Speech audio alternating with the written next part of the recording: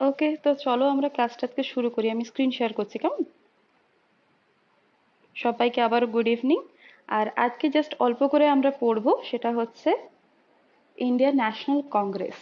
Main আমাদের লক্ষ্য থাকবে ইন্ডিয়ান ন্যাশনাল কংগ্রেস সম্পর্কে পড়া। তার আগে জাস্ট কিছু হিস্ট্রি বলবো, ঠিক আছে? খুব বেশি ভাইটাল বিষয় কিছু নয়, জাস্ট একটু হিস্ট্রি বলবো। কারণ ওই ন্যাশনাল কংগ্রেস কেন প্রতিষ্ঠিত হয়েছিল তোমরাই বলবে, সেটা আনসার করবে। তো প্রতিষ্ঠিত হয়েছিল কেন, তারপরে এই যে প্রতিষ্ঠা হলো তারপরে কি কি হলো, সেশনগুলো খুব ইম্পর্টেন্ট, কোন সেশনে কি হয়েছিল। তো মেইন টার্গেট আমাদের কিন্তু আজকের Indian national Congress modern history. তো একটু আগে যেটা বলছিলাম যে আমরা মডার্ন হিস্ট্রির এই পোর্শনটা কেন ধরলাম, আমরা তো লাস্ট পর্তুগিজটা পড়েছিলাম নতুন ব্যাচে, তাই তো? তো এই পোর্শনটা ধরলাম কারণ অনেকেই বলছিলে যে ভাইসরয়, গভর্নর জেনারেলস এগুলো পড়াতে, এনাদের সম্পর্কে পড়াতে। আর তার সাথে এই ন্যাশনাল কংগ্রেসটাও খুব ইম্পর্টেন্ট, সেশনগুলো ইম্পর্টেন্ট। তো সেজন্য এগুলো আমরা জাস্ট ইনফরমেশনগুলো জেনে নিই, গল্পগুলো একটু জেনে নিই। দিয়ে জেনে নেওয়ার পর আমরা যখন এই ক্রোনোলজিক্যাল অর্ডারে পড়বো, এক একটার সাথে এক একটা লিঙ্ক আপ করতে যাব, ঠিক আছে? মডার্ন হিস্ট্রি মোটামুটি বলতে পারি আজকে থেকেই আর কি। ওকে, চলো। আমাকে কেউ বলো, যে কেউ বলতে পারো যে এই যে আমরা ইন্ডিয়ান ন্যাশনাল কংগ্রেস, এই কংগ্রেস স্থাপনের দরকার কেন হলো?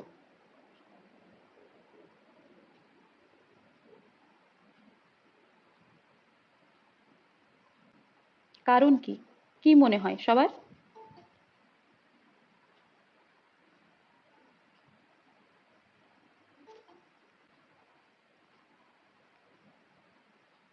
হুম।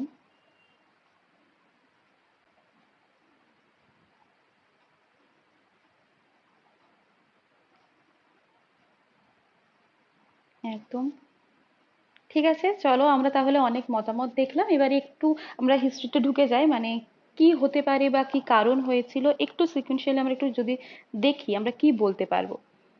মোটামুটি আমরা জানি যে মহাবিদ্রোহ কত সালে হয়েছিল?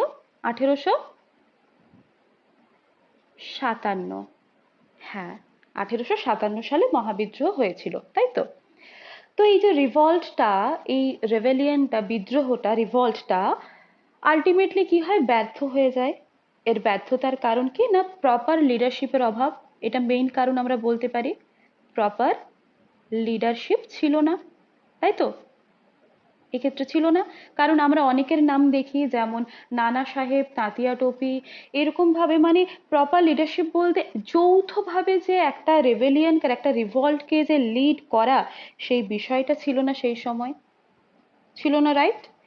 তো তারপরে কি হয়, এই 1857 রিভল্টের পরে মোটামুটি 1870 বা আট,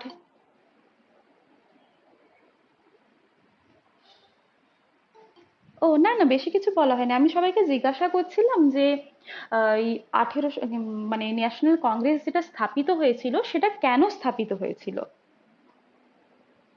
হ্যাঁ, তো আমি এক্ষুনি এই যে গল্পটা এক্ষুনি শুরু করলাম, সবাই অনেক কারণ বললো, কেউ কেউ তোমরা বললে যে সেফটি ভাল্ভ তত্ত্ব নিয়ে অনেক কিছু বললে। তারপরে ইংরেজদের মধ্যে ভালো কেউ ছিল যারা চেয়েছিল ভারত থেকে ইংরেজরা চলে যাক, ইভেন ইন্ডিয়ানসরা চেয়েছিল, স্বাধীনতা চেয়েছিল, অনেক কারণ রয়েছে তোমরা বলছিলে। তো ওটাকে আর কি এলাবোরেট করছি, যে 1857 মহাবিদ্রোহ সম্পর্কে আমরা জানি। এবং সেই সময় আমরা অনেকজন নেতা নেত্রীর কথা জানি, যেমন নানা সাহেব, তাঁতিয়া টোপে, লক্ষ্মীবাই, এরকম আরো অনেকে আছেন। তো এই 1857 যে মহাবিদ্রোহ সেটা ব্যর্থ হয়েছিল কেন, না প্রপার লিডারশিপের অভাব। প্রপার লিডারশিপের অভাব বলতে কি, না সেই সময় ধরো কোনো একটা রিভল্ট হচ্ছে, যদি একজোট না হয়, যদি বিভিন্ন জায়গায় ছড়িয়ে ছিটিয়ে থাকে, তাহলে সেইটা খুব একটা বেশি ফলপ্রসূ হবে না। তো সেই সমস্ত অনেক কারণের জন্য কি হয়, 1857 এখানে আইএনসি কিন্তু 1857 না, হ্যাঁ, মহাবিদ্রোহ আমরা বলতে পারি। তো কি হয়, এই মহাবিদ্রোহটা ব্যর্থ হয়ে যায়। এরপর মোটামুটি 1870s আমরা বলতে পারি, আর 1870s বা 1880s, 80-এর দশক বা সত্তরের দশকে কি হয়, বিভিন্ন অর্গানাইজেশনস তৈরি হয়, তাই তো?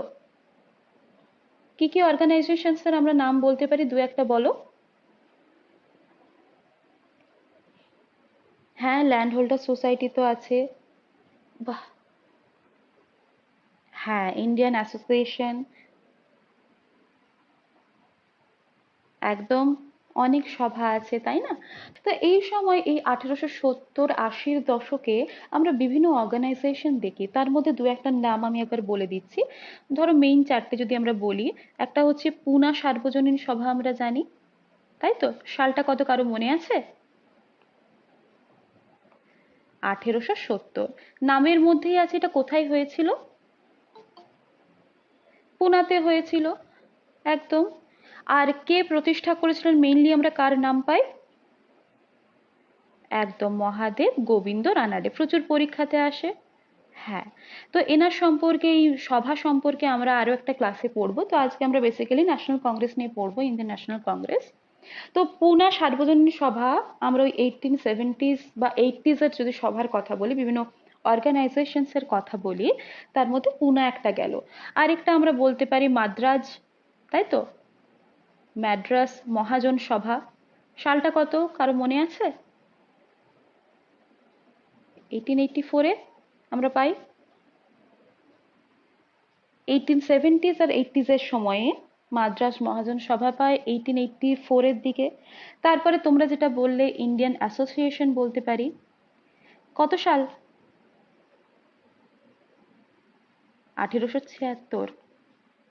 হ্যাঁ, 1876। হ্যাঁ। কোথায় হয়? স্থান কোথায়? কলকাতা। কোন কোন ব্যক্তির নাম জড়িত বেশিরভাগ, মানে সব থেকে প্রমিনেন্ট?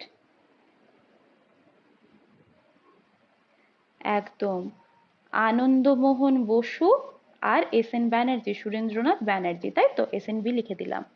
এরকম আরো একটা সভা পাই, যেমন বম্বে প্রেসিডেন্টস অ্যাসোসিয়েশন, সেটা 1885 সালের ঘটনা। তো মেনলি এরকম আমরা বিভিন্ন সভা পাই। কিন্তু এই যে সভাগুলো, বেসিক্যালি আমরা দেখতে পাচ্ছি যে বিভিন্ন রিজিয়নে ছড়িয়ে আছে, ভারতের বিভিন্ন রিজিয়নে। তো তখন মানুষ কি করছে না, সভাগুলো বিভিন্ন যে অ্যাসোসিয়েশন বলো, অর্গানাইজেশন বলো, মানুষ তার যে লোকাল সমস্যা নিয়ে যাচ্ছে। কেউ বলছে আমার গরুটা চুরি হয়ে গেছে, কেউ বলছে গরু দুধ দিত, সেই গরু দুধটা অন্য কেউ ধরে নিয়ে চলে যাচ্ছে। তো এরকম বিভিন্ন লোকাল, মানে যা তা ইস্যু নিয়ে আর কি মানুষের বিচার চাইতে আসছিল। তো তারপরে মনে হলো না, এই যে এই অর্গানাইজেশন গুলো কিছুটা লোকপাল টাইপের বিহেভ করছে, কেয়ারটেকার, ইন্ডিয়ানসদের কেয়ারটেকার হয়ে গেছে, সেই অর্থে লোকপাল হচ্ছে না। কিন্তু আমাদের দরকার এমন একটা অর্গানাইজেশন যারা কি করবে না, ভারতীয়দের যে চাহিদাগুলো আছে, তাদের যে প্রবলেমস গুলো আছে সেগুলোর সাথে ডিল করবে, তাদের কোথায় সমস্যা হচ্ছে সেগুলো জানবে, জেনে নিয়ে ইংরেজদের সাথে কথা বলবে। সেক্ষেত্রে তারা এরকম পদক্ষেপ নিতে পারে, যদি দরকার হয় প্রোটেস্টের, তাহলে তারা প্রোটেস্ট করবে, তার আগে পিটিশন করবে। তো এরকম বিভিন্ন বিষয় ভাবা হয় এবং আলটিমেটলি ইন্ডিয়ান ন্যাশনাল কংগ্রেস প্রতিষ্ঠার কথা ভাবা হয়। যাচ্ছি প্রতিষ্ঠায়, তার আগে এই ইন্ডিয়ান ন্যাশনাল কংগ্রেস প্রতিষ্ঠার জন্য মেইনলি তিনটে অ্যাক্টকে আমরা দায়ী বলতে পারি। তো তিনটে অ্যাক্ট কেউ বলতে পারবে কি কি হতে পারে মেইন অ্যাক্ট বলতে গেলে? আমি অ্যাক্টগুলো বলছি, তোমরা সালগুলো বলবে। ভার্নাকুলার প্রেস অ্যাক্ট কত সাল? 1878। হ্যাঁ। আর্মস অ্যাক্ট কত সাল?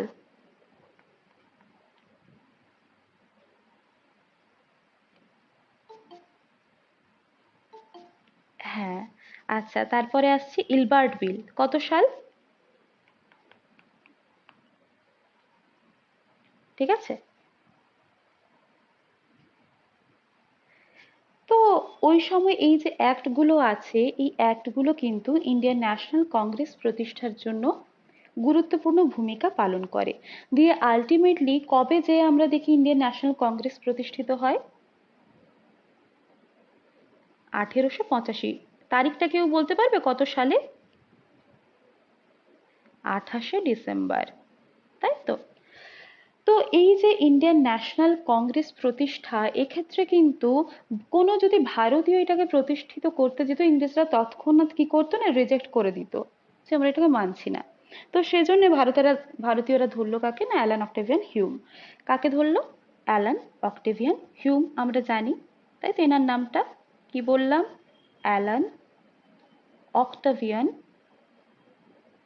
যারা জানি না তারা কিন্তু লিখে নেব, হ্যাঁ, অ্যালান অক্টাভিয়ান হিউম। তো ইনি কোনো ভারতীয় ছিলেন না, ইনি একজন রিটায়ার্ড সিভিল সার্ভিস অফিসার ছিলেন।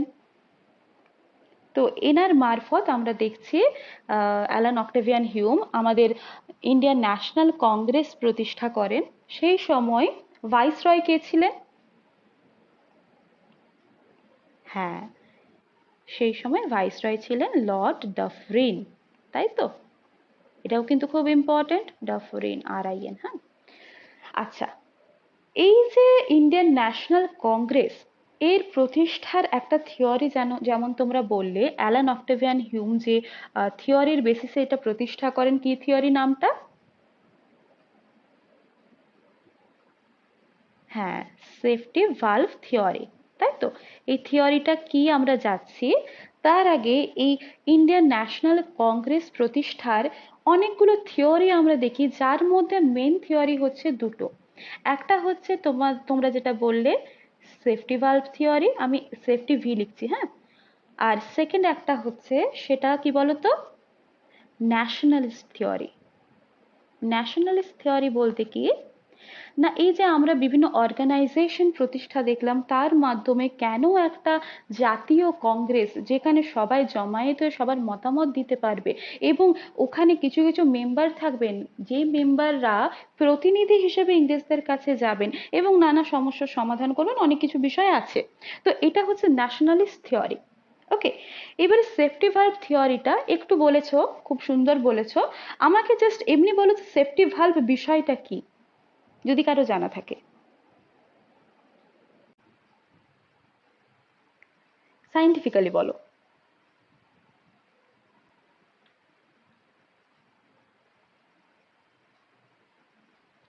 একদম, তাহলে এই গেল, ওটা আমি আবার বলছি। হ্যাঁ বলো। হ্যাঁ, একদম, এটা আমি আরো একবার বলছি। আর তার সাথে হিস্টোরিক্যাল অ্যাপ্রোচ কি হতে পারে সেফটি ভ্যালভের, বলো। হ্যাঁ, হিউমের কথা।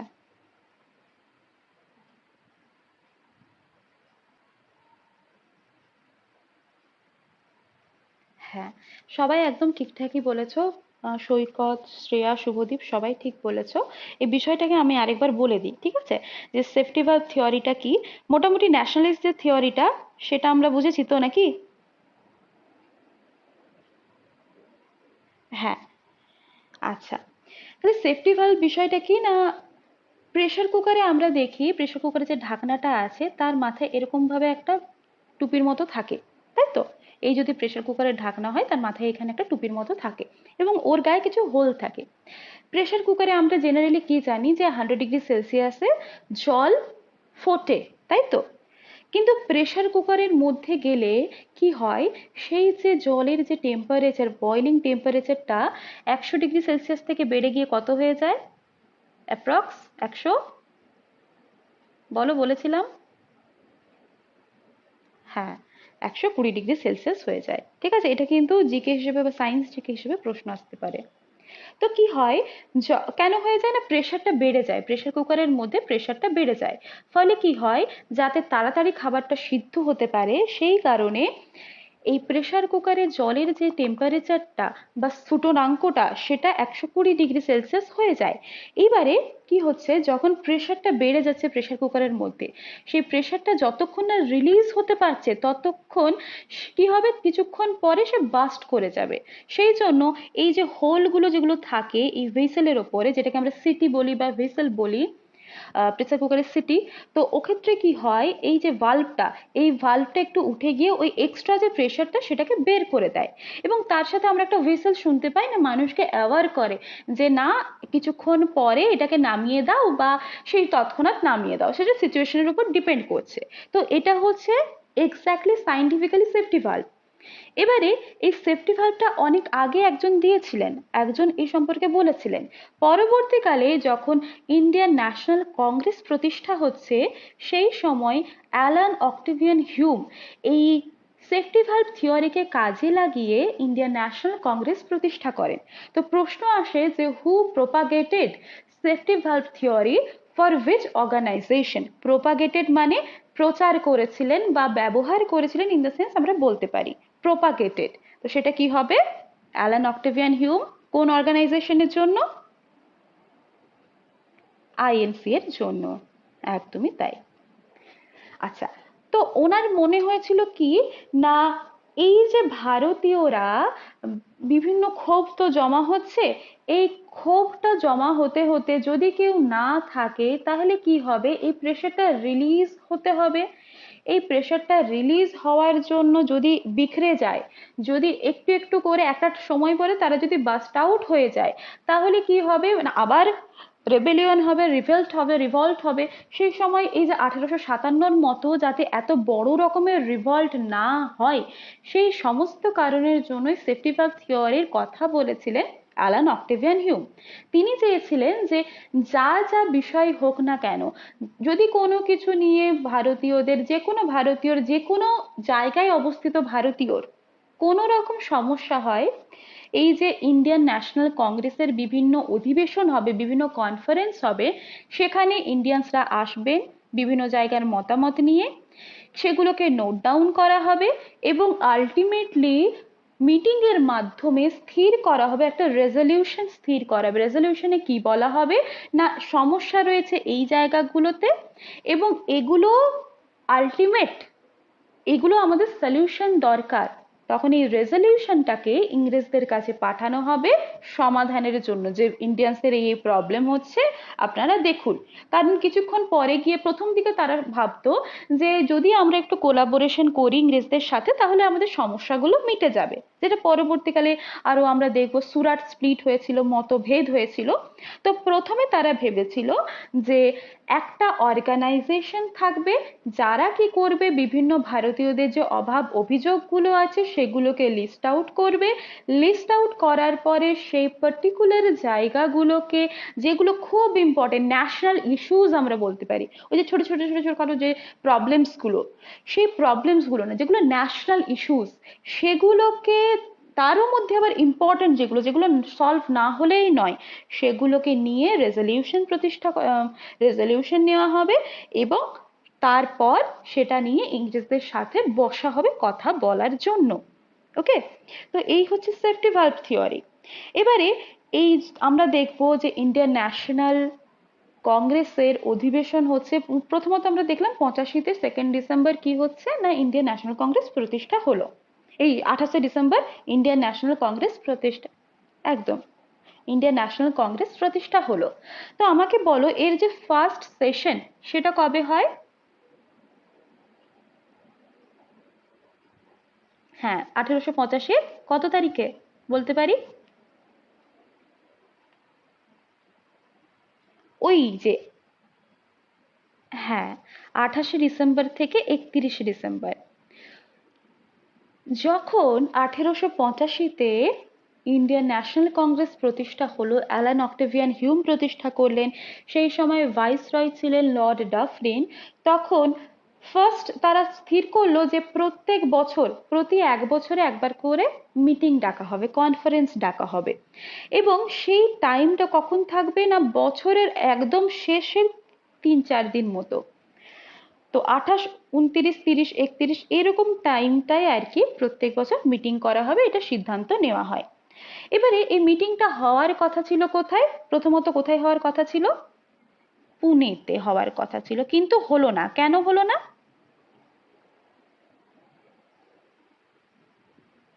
কলেরার আউটব্রেক হয়েছিল, তাই তো। কলেরার আউটব্রেকের জন্য, কলেরা রোগটা মহামারীর আকার ধারণ করেছিল, মানে ছড়িয়ে পড়েছিল অনেক পুনাতে, সেই জন্য ওটা ক্যান্সেল হয়ে যায় পুনাতে। তো তাহলে আমরা দেখব ইন্ডিয়ান ন্যাশনাল কংগ্রেসের প্রথম যে অধিবেশনটা সেটা কোথায় হয়?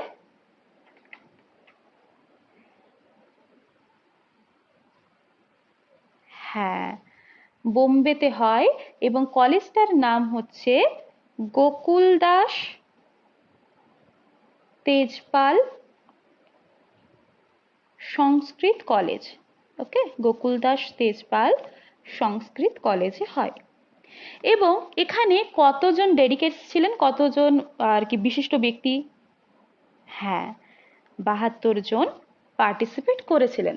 এবং খুব কম লোক, আমরা বলতে পারি মাত্র ৭২ জন। এবং এই সমস্ত কারণের জন্যই কে বলেছেন ইন্ডিয়ান ন্যাশনাল কংগ্রেসকে মাইক্রোস্কোপিক মাইনরিটি? কে বলেছেন?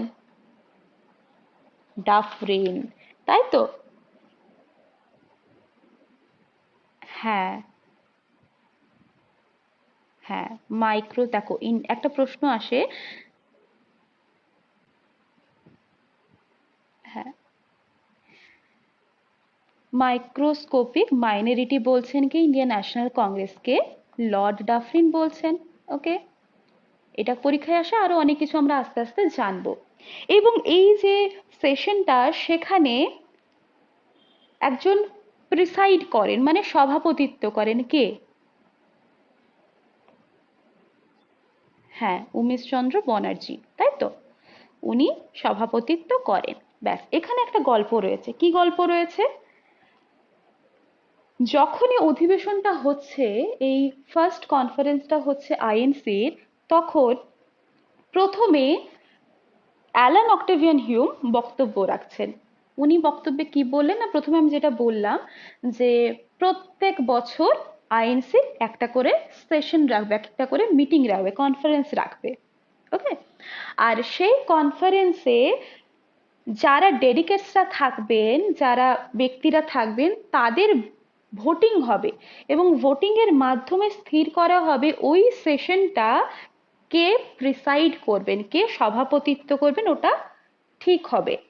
এবং আমরা যদি দেখি প্রথম অধিবেশনের ক্ষেত্রে এই যে ৭২ জন ডেলিগেটস এডুকেটেড ইন্ডিয়ানসরা আছেন, তাদের মধ্যে বেশিরভাগই হচ্ছেন লয়ার্স, কোনো ফিমেল সেখানে ছিলেন না। ওকে, এবং এই সময় তারা এটাও বলেন যে আমরা পিপিপি এই প্রসিজারে, পিপিপি এই প্রসিজারে আমাদের ইন্ডিয়ান ন্যাশনাল কংগ্রেস কাজ করবে। একটা প্রশ্ন আসতে পারে, তাহলে এই পিপিপি এর থ্রি পিস গুলো কি কি? তিনটে পি তো, তাহলে থ্রি পিস কি কি? কে বলতে পারবে? হ্যাঁ, একটা হচ্ছে প্রেয়ার, আমরা যে প্রার্থনা বলি, প্রেয়ার। আচ্ছা, আরেকটা কি হবে? পিটিশন। ওকে, প্রেয়ার, পিটিশন। আর এটা কি হতে পারে? সবাই জানো রেবেলিয়ন মানে কি? রিভল্ট মানে প্রোটেস্ট। ওকে, তাহলে এই হচ্ছে তিনটে পি, খেয়াল রাখতে হবে। এবং প্রথম যে কনফারেন্সটা হয়, প্রথম যে অধিবেশনটা হয়, সেখানে টোটাল ৯টা রেজলিউশন নেওয়া হয়। তোমাদের এক্ষুনি বলছিলাম না, বিভিন্ন আলাপ আলোচনার পরে কি স্থির করা হবে, যাতে যে যে ন্যাশনাল ইস্যুসগুলো, ভাইটাল টাইপের যে ন্যাশনাল ইস্যুস রয়েছে, তো সেগুলোকে নোট ডাউন করা হবে। তো টোটাল ফার্স্ট সেশনের পর 9 রেজলিউশনস নেওয়া হয়, যার মধ্যে তিনটে রেজলিউশন খুব ইম্পর্টেন্ট। প্রথমত কেউ বলতে পারবে কি কি ভারতীয়রা কি চেয়েছিল?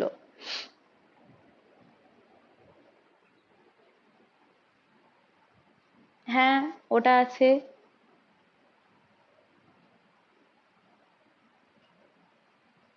হ্যাঁ, একদম, ওটা একটা বেসিক্যালি কি চেয়েছিল, আমরা লেখাতে যাচ্ছি, দেখো।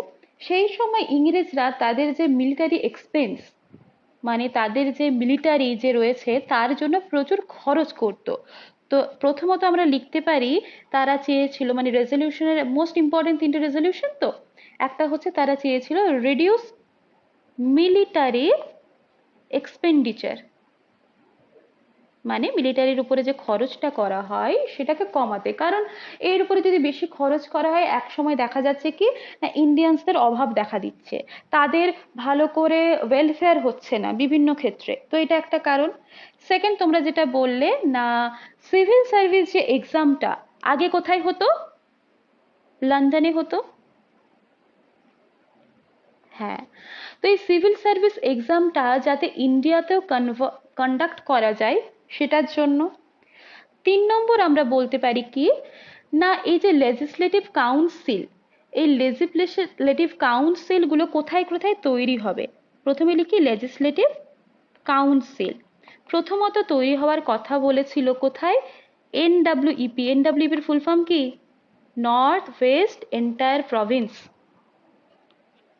হ্যাঁ, একটা হচ্ছে north west frontier Province, Sindh, তারপরে তোমার আওয়াধ, এই জায়গাগুলোতে লেজিসলেটিভ কাউন্সিল ফর্মেশনের জন্য আবেদন করা হয়েছিল। ঠিক আছে, তো এই হচ্ছে মোস্ট 3টে আর কি মেজর রেজলিউশন আমরা বলতে পারি, যেটা আমরা ফার্স্ট সেশনের পরে দেখতে পাই। ওকে, টোটাল 9টা নেওয়া হয়েছিল, যার মধ্যে মোস্ট ইম্পর্টেন্ট হচ্ছে 3টে। তো এই হচ্ছে ফার্স্ট। হ্যাঁ, 3 নম্বরটা বললাম যে লেজিসলেটিভ কাউন্সিল তৈরি হবে। কোথায় তৈরি হবে না, north west frontier province, NWFP, north west frontier যে রাজ্য রয়েছে, প্রভিন্স মানে প্রদেশ, রাজ্য যে রয়েছে সেখানে তৈরি হবে। তার সাথে তৈরি হবে সিন্ধ, আওয়াধ, এই জায়গাগুলোতে লেজিসলেটিভ কাউন্সিল তৈরি হবে। তো এইগুলো ছিল মেইন 3টে রেজলিউশন আমরা বলতে পারি। আচ্ছা, এবারে আমরা সেকেন্ড সেশনে যাব, তার আগে একটা বিষয় তোমাদের আবার বলে দিই। কিটা,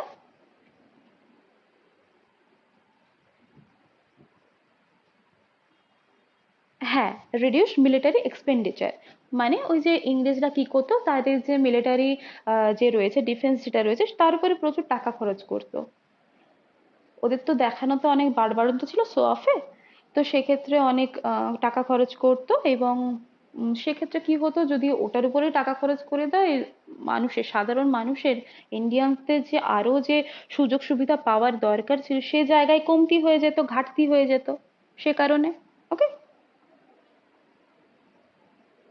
হ্যাঁ, এবারে যেটা বলছিলাম যে সেফটি ভালভ থিওরি নিয়ে বললাম, সেখানে তোমাদের আরেকটা জিনিস খেয়াল রাখতে হবে। এই সেফটি ভালভ থিওরি, এসভিটি লিখছি, হ্যাঁ, আমরা দেখি তো যে ইন্ডিয়ান ন্যাশনাল কংগ্রেস প্রতিষ্ঠার জন্য অ্যালান অক্টেভিয়ান হিউম এই সেফটি ভালভ থিওরির কথা বলেন। তো এই থিওরিটাই বলেছেন অন্য একজন, শুরুটা করেছেন অন্য একজন, সেটা আমাদের এখন লাগবে না। তো আমাদের কি জানতে হবে না, লালা লাজপত রায়, লালা লাজপত রায়, ওনার যে ইয়াং ইন্ডিয়া বলে একটা নিউজ পেপার ছিল, সেখানে 1916 সালে এই সেফটি ভালভ থিওরির উল্লেখটা করেন। ওকে, এবং এর সাথে এটা একটা গেল, এর সাথে আরেকটা বিষয় হচ্ছে, এটা হয়েছে সবার লেখা সেফটি ভালভ থিওরির উল্লেখ 1916-এ আমরা লালা লাজপত রায়কে দেখি তার যে নিউজ পেপার ইয়াং ইন্ডিয়াতে এর উল্লেখ করতে। ওকে, হয়েছে এটা সবার? ওকে, আরেকটা যেটা বললাম না, হ্যাঁ বলো। হ্যাঁ, হ্যাঁ, পরে। আরেকটা জিনিস আমাদের জানতে হবে, এই যে ন্যাশনালিস্ট যে থিওরিটা আমরা বলছিলাম, ন্যাশনালিস্ট থিওরি, তো এখানে লাইটনিং এর সাথে রিলেটেড, বা এর সাথে আমরা বলতে পারি এরই একটা প্রেক্ষাপট বলতে পারি, সেটাকে বলা হয় লাইটনিং থিওরি। এই থিওরিটা দিয়েছিলেন গান্ধীজির পলিটিক্যাল গুরু, কে ছিলেন? হ্যাঁ, গোপাল কৃষ্ণ গোখলে। তো এই ন্যাশনালিস্ট থিওরির সাথে রিলেটেড হচ্ছে লাইটনিং থিওরি, এইটা দিয়েছিলেন গোপাল কৃষ্ণ গোখলে। এটা জাস্ট খেয়াল রাখবে, এই দুটো নাম মেনশন করার জন্য আমি এবার ওই জায়গাটায় ঘুরে গেলাম, এটা একটু নোট ডাউন করে রাখবে। চলো, তাহলে এই গেল আমাদের ফার্স্ট সেশনের কথা। এবারে আমরা আসছে সেকেন্ড সেশন। সেকেন্ড সেশনটা কবে হয়েছিল? 1886। কোথায় হয়েছিল? একদম কলকাতাতে হয়েছিল, ক্যালকাটা CALCUTTA। ওকে, আচ্ছা, এই সময় প্রেসাইড করেন কে? দাদাভাই নৌরোজি, তাই তো? হ্যাঁ, এবং এখানে কতজন ব্যক্তি যোগ দেন আমরা বলতে পারি? 436 জন এখানে যোগ দেন। এখানে কি হয়, জাতীয় কংগ্রেস আর জাতীয় যে আহ, কি বলবো, ইন্ডিয়ান অ্যাসোসিয়েশন, তো এরা সব কিন্তু এক হয়ে যায়। ওকে, তো 436 জন এখানে কিন্তু যোগ দেয়। তো তোমরা খেয়াল রাখবে যে কলকাতায় যে অধিবেশনটা হয় সেখানে দাদাভাই নৌরোজি কিন্তু প্রেসাইড করেন। এবং থার্ড নম্বরে যেটা আমরা আসবো সেটা অনেক বেশি ইম্পর্টেন্ট, তার পরের বছর 1887। থার্ড বলে মনে রাখতে হবে না, তো আমাকে বলো 1887-তে মিটিংটা কোথায় হয়, কে প্রেসাইড করেন?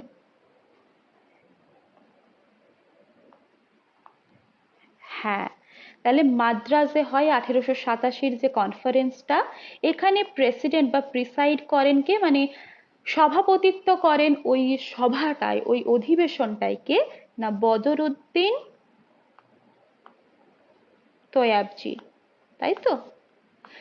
তোমাদের কেন মনে রাখতে হবে, যদি তোমাদের জিজ্ঞাসা করা হয় ভারতীয় জাতীয় কংগ্রেস মানে ইন্ডিয়ান ন্যাশনাল কংগ্রেসের প্রথম মুসলিম প্রেসিডেন্ট কে? ওকে, তাহলে কি বলবে? বদরুদ্দিন তৈয়াবজি। কেমন? First Muslim president of INC, Indian national Congress. তাহলে এটা কিন্তু খুব ভালো করে খেয়াল রাখতে হবে, এনার নামটা বদরুদ্দিন তৈয়াবজি, যাকে আমরা কোথায় পেয়েছিলাম বলতো? সেই 1885-তে যখন বম্বে প্রেসিডেন্সি অ্যাসোসিয়েশন তৈরি হয়েছিল। অনেকজন, 3-4 জন নেতা ছিলেন, তার মধ্যে একজন ছিলেন বদরুদ্দিন তৈয়াবজি। সে যে ফিরোজ শাহ মেহতা, বদরুদ্দিন তৈয়াবজি, এনারা ছিলেন। ওকে, একদম। হ্যাঁ, তো 1887 যে সেশনটা হচ্ছে সেটা মাদ্রাজে হচ্ছে এবং বদরুদ্দিন তৈয়াবজি প্রিসাইড করছেন এবং উনি হচ্ছেন first Muslim president of Indian national Congress INC. এবং এখানে মুসলিমদের অন্যান্য জাতীয় নেতাদের সঙ্গে হাত মেলাতে বলা হয়। এরপরে আমরা চলে যাব পরের বছরে, সেটা হচ্ছে তোমার 1888 সাল। তো এখানে এটা কোথায় হয়? এলাহাবাদে হয়। এই সময় ফার্স্ট ইংরেজ প্রেসিডেন্ট হয়। কে হন? হ্যাঁ, একদম ফার্স্ট ইংরেজ বা ব্রিটিশ প্রেসিডেন্ট আমরা বলতে পারি। তো দেখো, একটু আগে আমরা যেটা 87-তে দেখলাম সেটা হচ্ছে কি, মানে তিনি হচ্ছেন প্রথম মুসলিম প্রেসিডেন্ট। একদম। এবারে 1888-তে আমরা যেটা দেখছি, যেটা এলাহাবাদে হচ্ছে, তিনি হচ্ছেন জর্জ ইউল। দাঁড়াও, আমার বর্গের জোটা আবার বুঝতে পারবে না, লিখে দিই। জর্জ ইউল। কি স্পেলিং লিখছি গো। ওকে, ইনি প্রিসাইড করেন কনফারেন্সটা। তো এনার নামটা কিন্তু খেয়াল রাখতে হবে। এবারে তার পরের বছরে চলে যাব 89-তে। তো এখানে এই, হ্যাঁ, এই যে,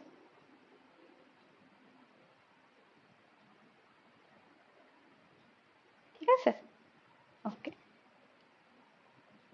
এবারে চলে যাচ্ছে 89। এখানে কে প্রিসাইড করেছেন, কোথায় হয়েছে জানার দরকার নেই, সালটাও মনে রাখার দরকার নেই, শুধু একটা জিকে মনে রাখবে যে এই কনফারেন্সে যিনি সভাপতিত্ব করেন তিনি কে ছিলেন, কার জীবনীকার ছিলেন? হ্যাঁ, হ্যাঁ,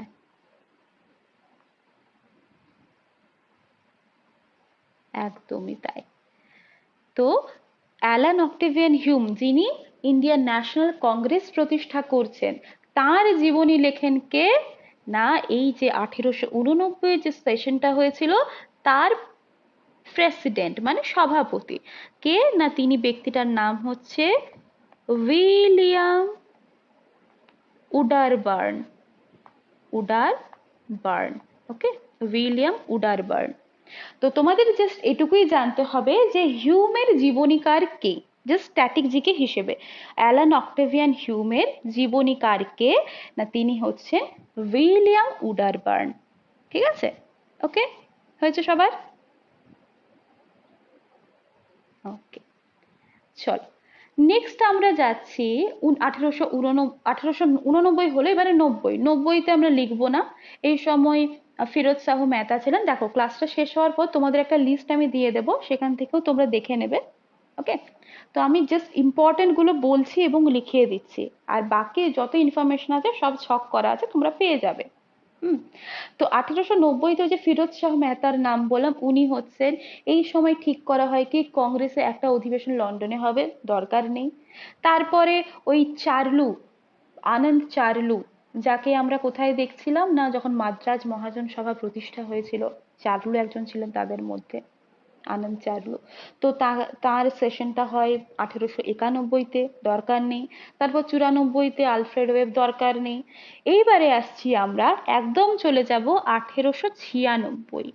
লেখো 1896। বলো কোথায় হয়, কে প্রিসাইড করেন, ইম্পর্টেন্ট কেন?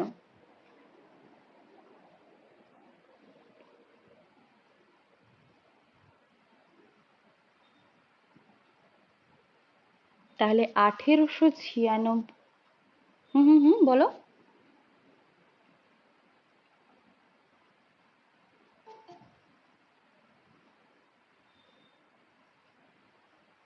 আনন্দমঠ উপন্যাস 1882, সেটা গেল। তো 1896 এর আইনসির সেশনটা ইম্পর্টেন্ট কেন? না প্রথমত একটা জিনিস দেখো, এই ইন্ডিয়ান ন্যাশনাল কংগ্রেস পড়তে পড়তে আমরা দুটো সাল দেখবো, একটা হচ্ছে 1896, একটা হচ্ছে 1911। ঠিক আছে, তো এই দুটো সেশন কিন্তু কলকাতাতেই হয়। আমি এখন বলে দিচ্ছি, পরে রিলেট করবে। তো 1896 আর 1911 দুটো সেশন কলকাতাতেই হয়। এবং ইম্পর্টেন্ট কেন, একটা হচ্ছে আমাদের ন্যাশনাল সং, জাতীয় গান কি, বন্দে মাতারাম। হ্যাঁ, এই 1896 সেশনটাতে কি হয়, ন্যাশনাল সং বন্দে মাতরম, বর্তমানে আমাদের ভারতের যে ন্যাশনাল সং মানে জাতীয় গান বন্দে মাতরম গাওয়া হয় এই 1896 সেশনে। আর 1911 যে সেশন, ওটাও কোথায় হচ্ছে, কলকাতাতে হচ্ছে। তো হ্যাঁ, ওখানে ন্যাশনাল অ্যানথেম, তো ন্যাশনাল অ্যানথেম গাওয়া হয় কোথায় না, 1911 কলকাতা সেশনে জনগণ মন অধি গাওয়া হয়। তো সেজন্য কিন্তু দুটো সাল, দুটো কনফারেন্স খুব ইম্পর্টেন্ট। তো এখন আমরা আসি 1896। হ্যাঁ, ওগুলো যাচ্ছি একদম। তাহলে 1800, হ্যাঁ, 1896 এর যে কনফারেন্সটা, সেটা কোথায় হয় তাহলে, কলকাতাতে হয়। হ্যাঁ, প্রেসাইড কে করেন, একদম রহিমতুল্লাহ সাহানি। ঠিক আছে, এনার নামটা কিন্তু খেয়াল রাখবে। এবং ইম্পর্টেন্ট কেন না, এই সময় ফর দ্য ফার্স্ট টাইম, প্রথমবার কি হয়, বন্দে মাতরম, বন্দে মাতরম গাওয়া হয়। ওকে, বন্দে মাতরম গাওয়া হয় প্রথমবার, কোথায় হয়, কলকাতা সেশন। কেমন, এটা কিন্তু খেয়াল রাখতে হবে। হয়েছে সবার এটা?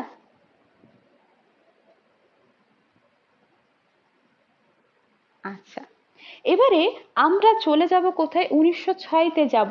তার আগে একটু জাস্ট গল্প বলি। আমরা সেশন যেটা লিখবো সেটা লিখবো 1906-এর সেশনের কথা লিখবো যাচ্ছি। তো তার আগে একটা গল্প বলি, 1905-এর ঘটনা কেউ কিছু জানো, বলো কি হয় 1905-এ। 1905-এ বঙ্গভঙ্গ হয়, মানে বাংলাটাকে ভাগ করে দেওয়ার প্রচেষ্টা চালানো হয়, তাই তো, বঙ্গভঙ্গ হয়ে যায়। একদম বঙ্গভঙ্গের ঘোষণা করে দেন। এবং তার কারণ হিসেবে তোমাদের জিজ্ঞাসা করা হয়, তো বঙ্গভঙ্গ নিয়েও আমরা পড়বো, একটু জাস্ট বলছি এখানে না, কি বঙ্গভঙ্গের কারণ হিসেবে আমরা দুটো কারণ দেখাতে পারি, একটা হচ্ছে স্বদেশী, একটা বয়কট। স্বদেশী মানে দেশের জিনিসপত্র আমরা রাখবো এবং বিদেশের জিনিসপত্র বয়কট করব। তোমাদের জিজ্ঞাসা করা হয় যে বঙ্গভঙ্গের কারণ হিসেবে আমরা কি বলতে পারি, স্বদেশী আন্দোলন, স্বদেশী বয়কট। তো এটা জাস্ট একটা বিষয় আমরা জেনে নিলাম। এবং সেই বঙ্গভঙ্গ যখন বলছো 1905-এ লর্ড কার্জন ঘোষণা করেন, তো বলো তো বঙ্গভঙ্গ রদ কবে করা হয়, বন্ধ কবে করা হয়? 1911। ওকে, একদম। তো সেগুলো আমরা আবার পড়বো। একদম, লর্ড হার্ডিঞ্জ কত, 1 না 2? হার্ডিঞ্জ 2। ওকে, লর্ড হার্ডিঞ্জ 2, 1911 বঙ্গভঙ্গ রদ। ওকে, তো আমরা জাস্ট একটু বললাম 1905 সম্পর্কে। এবারে আসছি আমরা 1906। কোথায় হয়, কে প্রিসাইড করেন, ইম্পর্টেন্ট কেন, বলো?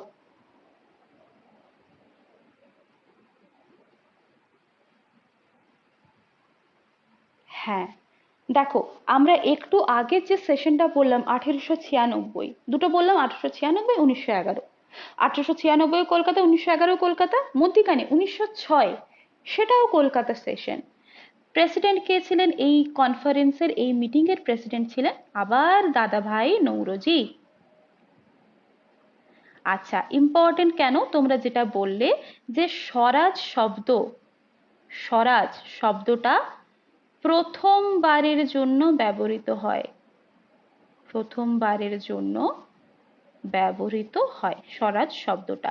তো খেয়াল রাখতে হবে আমাদের 1906-এর এই গল্পটা। এবং এর সাথে আরো একটা প্রশ্ন হয় না, 1906 সালে কোন ফেমাস অর্গানাইজেশন তৈরি হয়েছিল? মুসলিম লীগ। হ্যাঁ, ঘুরিয়ে ধরা হয় কি না, মুসলিম লীগ কত সালে প্রতিষ্ঠিত হয়? 1906 সালে, তাই তো? ওটাও কিন্তু আমাদের খেয়াল রাখতে হবে। 1906-তে কি হয়, ব্র্যাকেটে লিখছি ওর জন্য, মুসলিম লীগ প্রতিষ্ঠিত হয়। খুব ইন্টারেস্টিং জায়গাগুলো তোমরা দেখবে আস্তে আস্তে পড়তে পড়তে। আজকে তো আমরা যেহেতু ইন্ডিয়ান ন্যাশনাল কংগ্রেস পড়ছি, তো তার পরবর্তীকালে আমরা দেখব এই মুসলিম লীগের সঙ্গে জাতীয় কংগ্রেসেরও মতবিরোধ তৈরি হয়। সবাই চাইছিল, মুসলিম লীগের মেম্বার্সরা চাইছিল কি না, আমাদের জন্য আলাদা একটা প্রভিন্স হোক, আলাদা একটা দেশ গঠন হোক, এই নিয়ে অনেক কিছু ঘটনা ঘটে। ওকে, আলটিমেটলি কখনো জুড়ে যায়, কখনো আলাদা হয়ে যায়, নানা কিছু ঘটতে থাকে। তো তোমরা আপাতত কি খেয়াল রাখবে না, 1906 সালে ইন্ডিয়ান ন্যাশনাল কংগ্রেসের কলকাতা অধিবেশন হয়। সেখানে সভাপতিত্ব করেন দাদাভাই নৌরোজি। এবং ইম্পর্টেন্ট কেন না, ইম্পর্টেন্ট হচ্ছে এই কারণে যে স্বরাজ কথাটা প্রথমবারের জন্য ব্যবহৃত হয় এই 1906 সেশনে। এবং মুসলিম লীগ কিন্তু 1906 সালে প্রতিষ্ঠিত হয়, সেজন্য এটা লেখা, এটা বক্স করে দিয়ে, এটা আলাদা একটা বিষয়। ওকে, আচ্ছা, এবারে পরের সালটা দিয়ে যাব, 1907 কি হয়েছিল?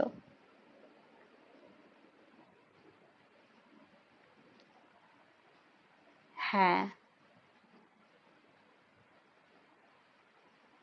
একদম। তাহলে এই যে তোমরা একটা টার্ম মনে রাখছো কি না, সুরাট স্প্লিট। সুরাট বিভাজন, স্প্লিট মানে কি, আমরা বিভাজন অর্থে স্প্লিট ওয়ার্ডটা ইউজ করি। তাহলে এই নামটা থেকেই তোমরা বুঝতে পারছো যে সেশনটা, অধিবেশনটা কোথায় হয়েছিল? সুরাটে হয়েছিল। সুরাটকে আমরা কিছু একটা সিটি বলি, কি সিটি বলি? লাল সিটি, নীল সিটি, হলুদ সিটি, কি বলি? না, প্ল্যাটিনাম ডায়মন্ড কি বলি? Diamond city. ঠিক আছে, খেয়াল রাখবে। ডায়মন্ড সিটি বলা হয় সুরাটকে। আচ্ছা, 1907-এ কি হয়েছে, সুরাটে অধিবেশনটা হয়। এবারে নামটা সুরাট বিভাজন বা সুরাট স্প্লিট কেন দিচ্ছে না, আমরা বলছিলাম যে প্রথম দিকে আমরা দেখছিলাম কি যে ইন্ডিয়ান ন্যাশনাল কংগ্রেস, আমরা যে এত গল্প পড়ছিলাম যে পিপিপি, এই পদ্ধতিতে তারা কাজ করবে। আমাকে একবার বলে দাও দেখি কার কার মনে আছে 3P মানে কি কি হতে পারে?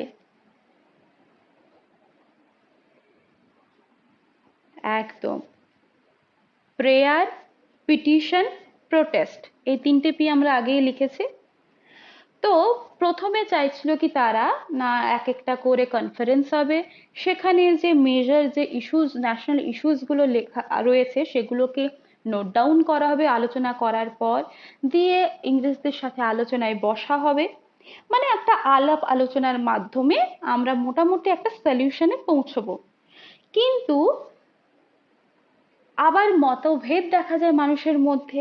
সবাই তো ওই মতভেদে বিশ্বাসী ছিল না, ওই মতবাদে বিশ্বাসী ছিল না যে আলাপ আলোচনার মধ্যেই আর কি সলভ হবে। দেখতে পাচ্ছে যে না, আলাপ আলোচনার মাধ্যমে সব সলভ হচ্ছে না, আমাদের কি করতে হবে না, নিজেদের অধিকারটা নিজেদের বুঝতে হবে। এবারে তখনই আমরা দুটো ভাগ দেখি, একটা হচ্ছে মডারেট, মানে যারা বিশ্বাস করতো, মানে যাদেরকে আমরা নরমপন্থী বলি, মানে যারা কি বলতো না, ইংরেজদের কাছ থেকে ওই তোষামোদ করে বলো বা নর্মালি আলাপ আলোচনার মাধ্যমে যেটুকু পাওয়া যাচ্ছে ততটাতে আমরা একটু ম্যানেজ করে নেওয়ার চেষ্টা করব। তো এই হচ্ছে মডারেট বা নরমপন্থী। আর আরেকটা হচ্ছে এক্সট্রিমিস্ট, মানে আমরা যেটা পাচ্ছি না, তো সেটাকে আমরা রিভল্টের মাধ্যমে, রেবেলিয়নের মাধ্যমে, সেই প্রোটেস্টের মাধ্যমে সেটাকে নিয়ে নেব, তো তাদেরকে বলা হচ্ছে চরমপন্থী। কয়েকজন নেতার নাম দেখব। তো এই যে মতবাদে বিশ্বাসী দুটো ভাগ আমরা দেখছি, একজন হচ্ছে, একটা ভাগ হচ্ছে মডারেট, আরেকটা হচ্ছে এক্সট্রিমিস্ট। তো এই যে দুটো ভাগ, দুটো স্প্লিট হয়ে যাচ্ছে কংগ্রেসের, একটা হচ্ছে মডারেট বা নরমপন্থী, একটা হচ্ছে এক্সট্রিমিস্ট বা চরমপন্থী। সেই কারণে 1907-এর যে সেশনটা সুরাটে হয়েছিল সেটাকে বলা হয় কি, সুরাট স্প্লিট সেশন বা সুরাট বিভাজন। এবং এই সময় প্রেসিডেন্ট করেন, মানে সরি, প্রিসাইড করেন কে, প্রেসিডেন্ট ছিলেন রাসবিহারী কি, রাসবিহারী ঘোষ। ঠিক আছে, বোস কিন্তু না, হ্যাঁ, সুভাষচন্দ্রের যে রাসবিহারী বসু তিনি কিন্তু নন, রাসবিহারী ঘোষ ছিলেন এই 1907-এর সুরাট অধিবেশনের প্রেসিডেন্ট। ওকে, এবারে ঠিক তার পরের বছরে 1908-এর যে কনফারেন্সটা হয় সেখানেও রাসবিহারী ঘোষ ইনিই ছিলেন, হ্যাঁ আরজি লিখছি, রাসবিহারী ঘোষ ইনি প্রেসিডেন্ট ছিলেন। এবং এটা মাদ্রাজে হয়। এখানে কি হয় না, এইটুকু খেয়াল রাখবে, কংগ্রেসের সংবিধান রচনা হয়। কংগ্রেসের সংবিধান মানে এইভাবে কংগ্রেস কাজ করবে, তো এই সমস্ত কিছু নিয়ে কংগ্রেসের একটা সংবিধান রচনা হয়, বাস এইটুকু।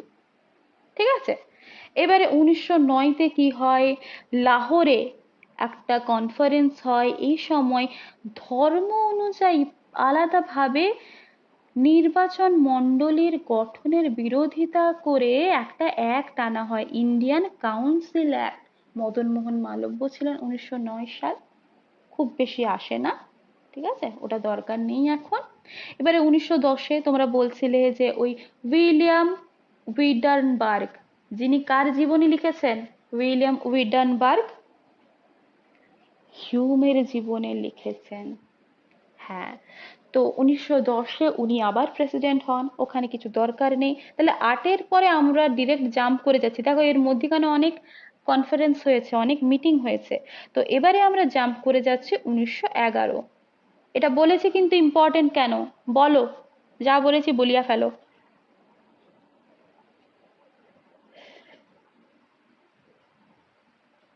একদম, তাহলে 1911-র কনফারেন্স হয়, হ্যাঁ 1911-র কনফারেন্স হয় কলকাতাতে হয়। ইম্পর্টেন্ট কেন, ইম্পর্টেন্ট আমাদের বর্তমান স্বাধীন ভারতবর্ষের যে ন্যাশনাল অ্যানথেম কি আছে, জনগণ মন। জনগণ মন কিন্তু প্রথমবার গাওয়া হয় এই কলকাতা সেশনে, 1911-র কলকাতা সেশনে কিন্তু প্রথমবার গাওয়া হয়। এবং এই সময় এই কনফারেন্সটা প্রিসাইড করেন কে, বিষণ নারায়ণ ধর। ঠিক আছে, খেয়াল রাখতে হবে, প্রত্যেকটা বিষয় এখানে খেয়াল রাখতে হবে। এবং 1911-তে কোন বিষয়টা রদ করা হয়, বঙ্গভঙ্গ রদ করা হয়, একদম। এবং আরেকজন একটা জিনিস, খুব ভালো জিনিস মেনশন করলে, যে আমাদের প্রথমে ভারতবর্ষের ক্যাপিটাল ছিল, হ্যাঁ আমাদের ভারতবর্ষের প্রথম ক্যাপিটাল কি ছিল, কলকাতা ছিল, পরে সেটা শিফট করে দেওয়া হয় কোথায়, দিল্লিতে শিফট করে দেওয়া হয়। হ্যাঁ, দিল্লি দরবার হয় সে সময় 1911 সালে, তো এটা কিন্তু খেয়াল রাখবে। হুম, তো এটা কিন্তু তোমাদের খেয়াল রাখতে হবে। তাহলে এই গেল 1911 সালের ঘটনা। এরপরে 12, 13, 14, 15 এই সমস্ত কিছু হয়েছে, ওগুলোতে যাব না। আমরা এবারে টোটাল জাম্প করে যাচ্ছি 1916। 1916 অধিবেশন কোথায় হয়?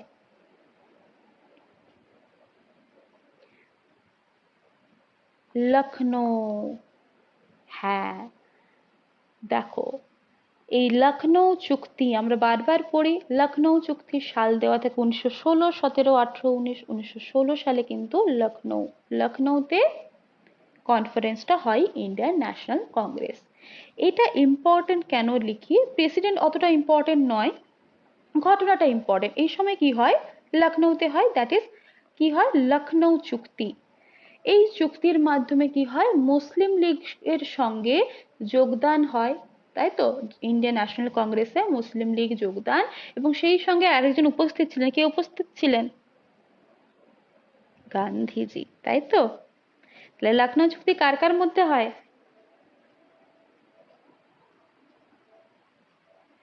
কংগ্রেস আর মুসলিম লীগ, এবং সেই সময় গান্ধীজিও কিন্তু প্রেজেন্ট ছিলেন। এবং যদি আমরা বলি এই 1916 যে কনফারেন্সটা প্রিসাইড করেন কে? S C Majumdar.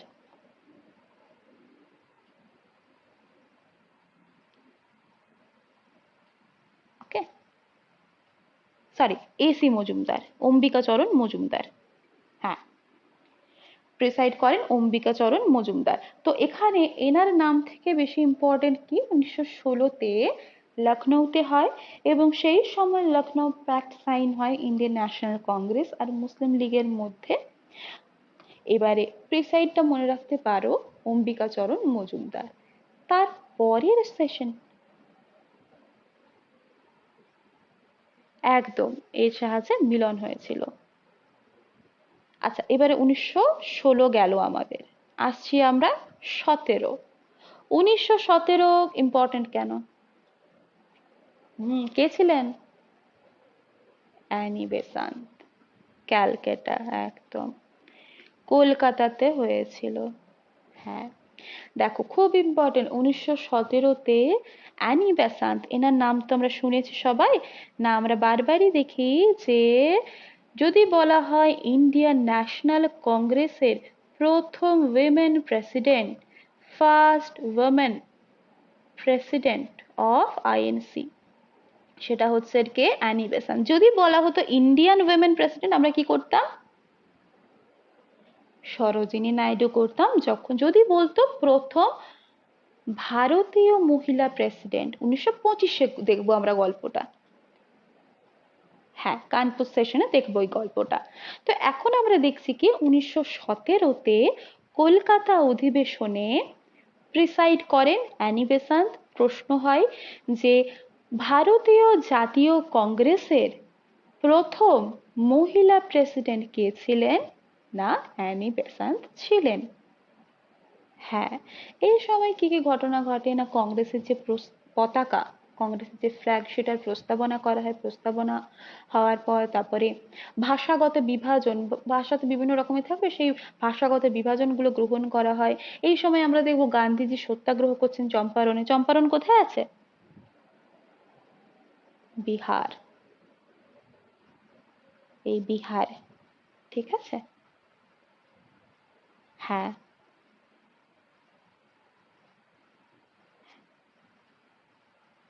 হ্যাঁ। তো এই সমস্ত ঘটনা কিছু ঘটে 1917 এর কলকাতা কনফারেন্স। তো অ্যানি বেসান্তের নামটা কিন্তু খেয়াল রাখবে। ওকে, বাকি যে এক্সট্রা জিনিসগুলো বলছে সেগুলো আমরা যখন আবার পড়বো ওই টপিকগুলো পার্টিকুলারলি, তখন আমরা আলোচনা করব। চম্পারণ সত্যাগ্রহ বলো, খেদা সত্যাগ্রহ বলো, বাকি বিষয়গুলো। ওকে। আচ্ছা, এবারে 1918-তে কি হয়? 1918 আবার মদন মোহন মালব্য আসেন। সেই সময় কংগ্রেসের একটা সেকেন্ড স্প্লিট হয়। তারপরে 1919-এর ঘটনা যদি আমরা বলি, 1919-এ কি হয়েছিল? খুব ইম্পর্টেন্ট। হ্যাঁ, একদম। আচ্ছা, 1919 সালের কত তারিখে জালিয়ানওয়ালাবাগের হত্যাকাণ্ড হয়েছিল? 13 এপ্রিল। ওকে, জাস্ট এমনি বলে রাখছি ঘটনাগুলো, পরে তো পড়বো ওগুলো। তো 1919-এর 13ই এপ্রিল কি হয়, জালিয়ানওয়ালাবাগের হত্যাকাণ্ড হয়েছিল, সে নিয়ে অনেক গল্প আছে, জেনারেল ওডায়ার, জেনারেল ডয়ার, অনেক কিছু ভাগ আমরা দেখবো। পাঞ্জাবের অমৃতসরে সবাই সমাবেত হয়, তো ওটা একটা নৃশংস হত্যাকাণ্ড হয়। আবার 1919-এর গল্প যদি আমরা বলি, সেই সময় মন্টেগ চেমসফোর্ড আইন, মন্টেগু না, হ্যাঁ মন্টেগ, মন্টেগ চেমসফোর্ড আইন, হ্যাঁ ওটা প্রনাউন্সিয়েশন মন্টেগ, আমরা মন্টেগু বলি বাট মন্টেগ, হ্যাঁ। তো ওটা কি হয়, মানে অ্যাপ্লাই করা হয়, ইমপ্লিমেন্টেড হয়। 18তে তো ওটা নিয়ে আসা হয়, 1919-এ ইমপ্লিমেন্টেড হয়। আবার আমরা একটা দেখি, আইএনসির কনফারেন্স দেখি, সেটা অমৃতসরে হয়, মতিলাল নেহেরু প্রিসাইড করেন। এই সময় কি হয় না, জালিয়ানওয়ালাবাগের যে ঘটনাটা হয়েছে সেটার প্রচন্ড নিন্দা করা হয়, খিলাফত আন্দোলনকে সমর্থন করা হয়, এরকম নানা, একদম এরকম নানা ঘটনা ঘটে। এবং এবারে আমরা 1920-তে যাব। 1920-র একটা যে অধিবেশন হয় সেটা তো ঠিক আছে, কিন্তু তার আগে এই 1919-এর কনফারেন্স হলো এবং 20-র কনফারেন্স হবে, তার মধ্যিখানে 1920-তে একটা, আমরা বলতে পারি কি বলবো, স্পেশাল সেশন। হ্যাঁ, এ সময় 1920-তে একটা স্পেশাল সেশন ডাকা হয়, কোথায়, কলকাতা। হ্যাঁ, 1920-র সেপ্টেম্বরে একটা স্পেশাল সেশন ডাকা হয়, যেটা তথাকথিত আমরা যে বলছি যে প্রত্যেক বছর সেশন হবে, সেই সেশন ছাড়াও একটা এক্সট্রা সেশন স্পেশালি দরকার হয় এই সেশনটা ডাকার।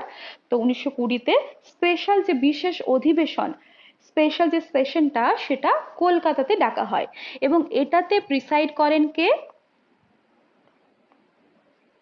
হ্যাঁ, লালা লাজপত রায় এটার প্রেসিডেন্ট ছিলেন। এবং এখানে কোন একটা আন্দোলনের প্রস্তাব নেওয়া হয়, ইম্পর্টেন্ট কেন, অসহযোগ আন্দোলন। আচ্ছা, অসহযোগ আন্দোলনের ইংলিশ কি?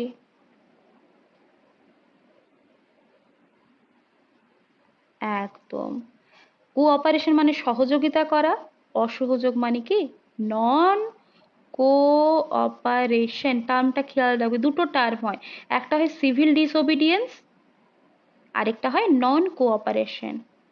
হ্যাঁ, সিভিল ডিসওবিডিয়েন্স মানে আইন অমান্য, সিভিল বলি না আইন অর্থে, তো অ্যাক্ট অর্থে মানে আমরা বলি না civil servant, we are civil servant.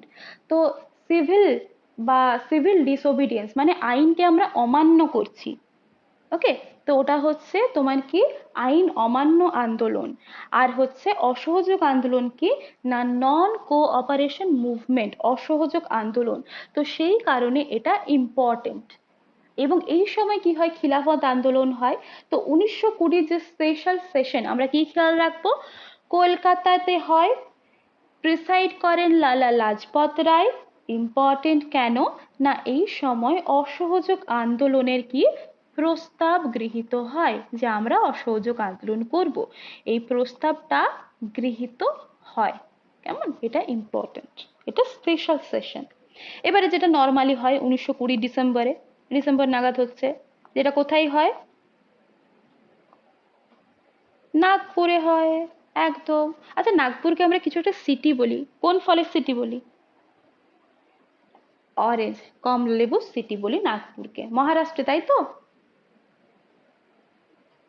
মহারাষ্ট্রে কোন কোন কল বেশি আছে, কোন call in the sense factory, হ্যাঁ, কটন কল মানে টেক্সটাইল ইন্ডাস্ট্রিজ বেশি আছে কিন্তু মহারাষ্ট্রে, আমরা গুজরাট বলে ফেলি কিন্তু কল হ্যাঁ, একদম একদমই তাই, কার্পাস বয়ন টেক্সটাইল ইন্ডাস্ট্রি এটা কিন্তু মহারাষ্ট্র বেশি আছে। ওকে। তো 1920 যে সেশনটা ডিসেম্বরে হয়, সেটা হয় কোথায়, নাগপুরে হয়। এবং এর যে প্রিসাইড করেছিলেন, নামটা যতটা ইম্পর্টেন্ট নয়, যদি কেউ জেনে থাকো বলতে পারো, যদি কারো জানা থাকে।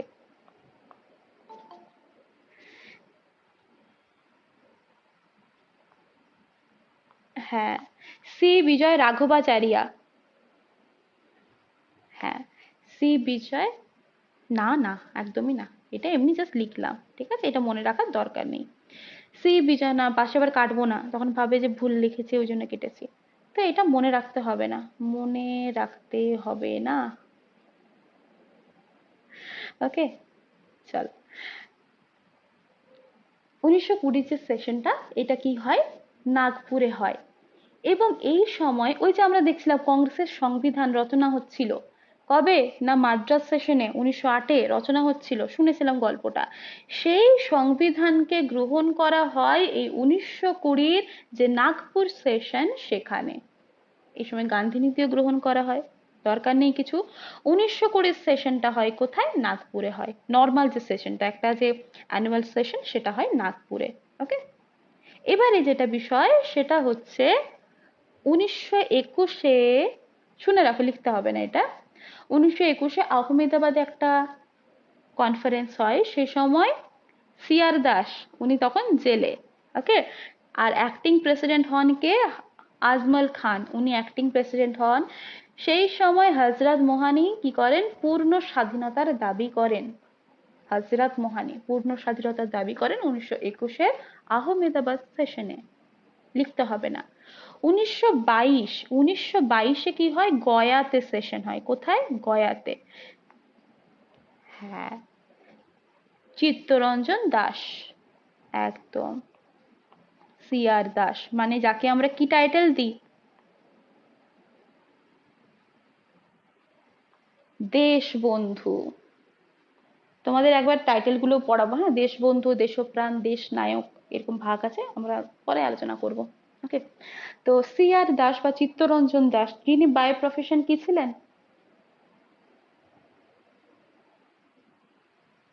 লয়ার, একদম।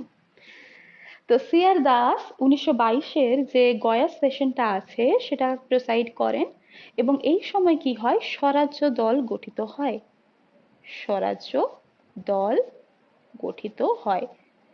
তাহলে এখানে গয়া সেশনটা খেয়াল রাখবে, বলো। হ্যাঁ, একদমই তাই।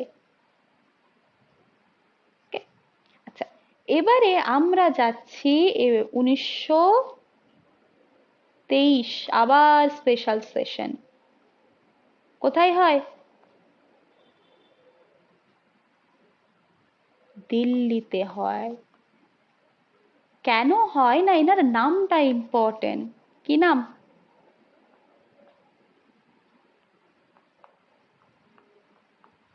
কনিষ্ঠতম, একদম। আমরা কিছু সেলিব্রেট করি এনার জন্মদিনকে,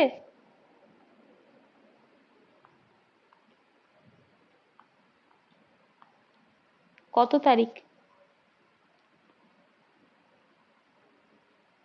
কি হবে, মৌলানা আবুল কালাম আজাদ, তাই তো। তাহলে তোমাদের খেয়াল রাখতে হবে কি, 1923-এর যে স্পেশাল সেশনটা সেটা হয় কোথায়, না দিল্লিতে হয়।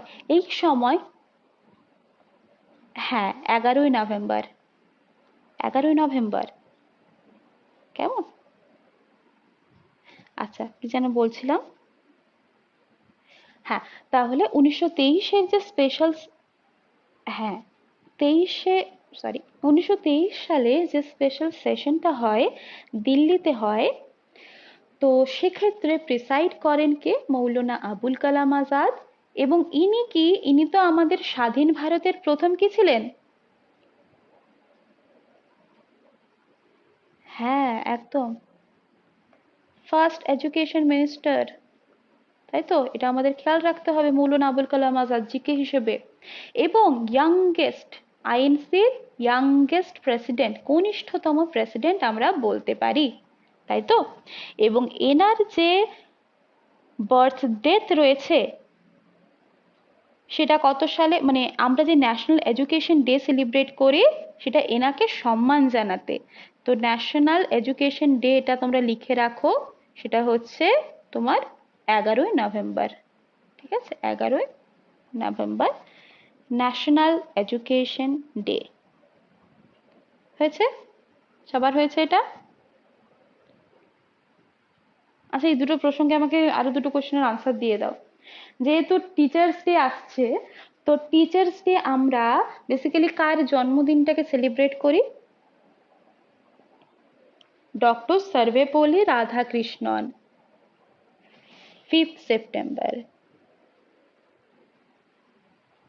5 সেপ্টেম্বর আমরা পালন করি ডক্টর সর্বেপল্লী রাধাকৃষ্ণনের জন্মদিনটাকে ন্যাশনাল টিচার্স ডে হিসেবে। এবং আমরা ইন্টারন্যাশনাল টিচার্স ডে কবে সেলিব্রেট করি?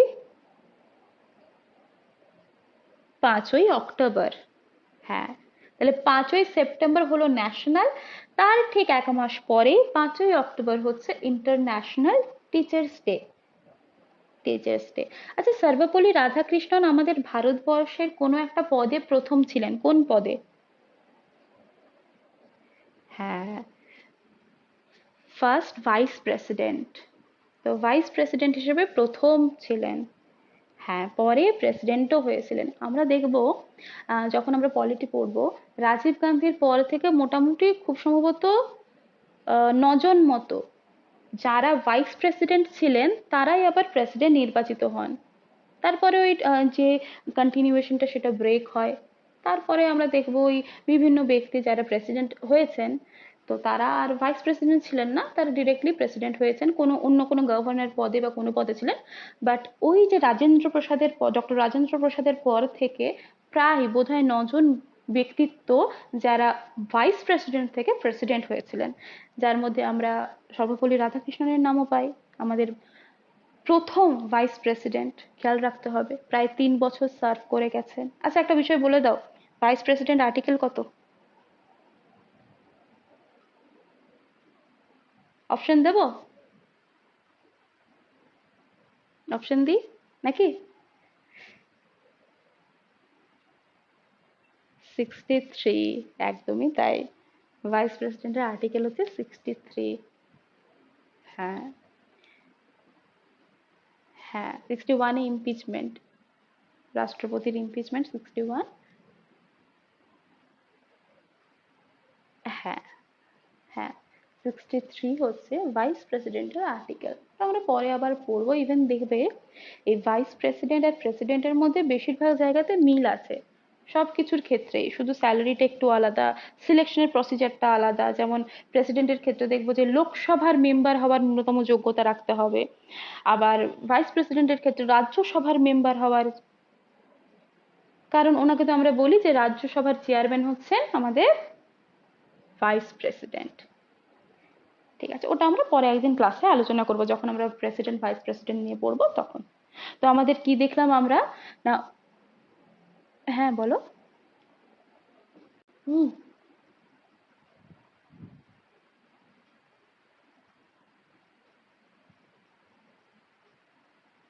আচ্ছা, ঠিক আছে, পড়াবো। আচ্ছা, ঠিক আছে, পড়াবো। আচ্ছা, পড়াবো। নেক্সট উইকে পড়িয়ে দেবো একদম, প্রমিস। ঠিক আছে। So, আচ্ছা, 1923-এ আমরা দেখলাম কি যে স্পেশাল সেশন হচ্ছে কোথায়? দিল্লিতে হচ্ছে। সে সময় প্রেসাইড করছেন কে? মৌলানা আবুল কালাম আজাদ। তিনি হচ্ছেন আইএনসির ইয়াংগেস্ট প্রেসিডেন্ট এবং উনি আমাদের প্রথম ফার্স্ট এডুকেশন মিনিস্টার। এবং ওনার বার্থডেট যেটা 11ই নভেম্বর, সেটাকে আমরা ন্যাশনাল এডুকেশন ডে হিসেবে সেলিব্রেট করি। তো এই বিষয়গুলো গেল, হয়েছে সবার এটা?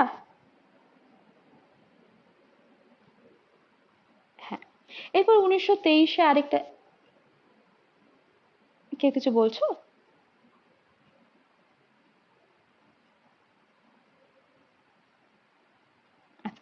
তাহলে 1923-এ তো ওটা স্পেশাল সেশন গেল। এবার 1924-এ যেটা হবে সেটা কি? সেটা, সরি, 1923-এ স্পেশাল সেশন যাওয়ার পর যেটা হওয়ার কথা ডিসেম্বর নাগাদ, সেটা হচ্ছে, দরকার নেই কাকিনাড়াতে হচ্ছে, মৌলানা মোহাম্মদ আলী, দরকার নেই। এবারে আমরা চলে যাব 1924, খুব ইম্পর্টেন্ট। যদি বলা হয়,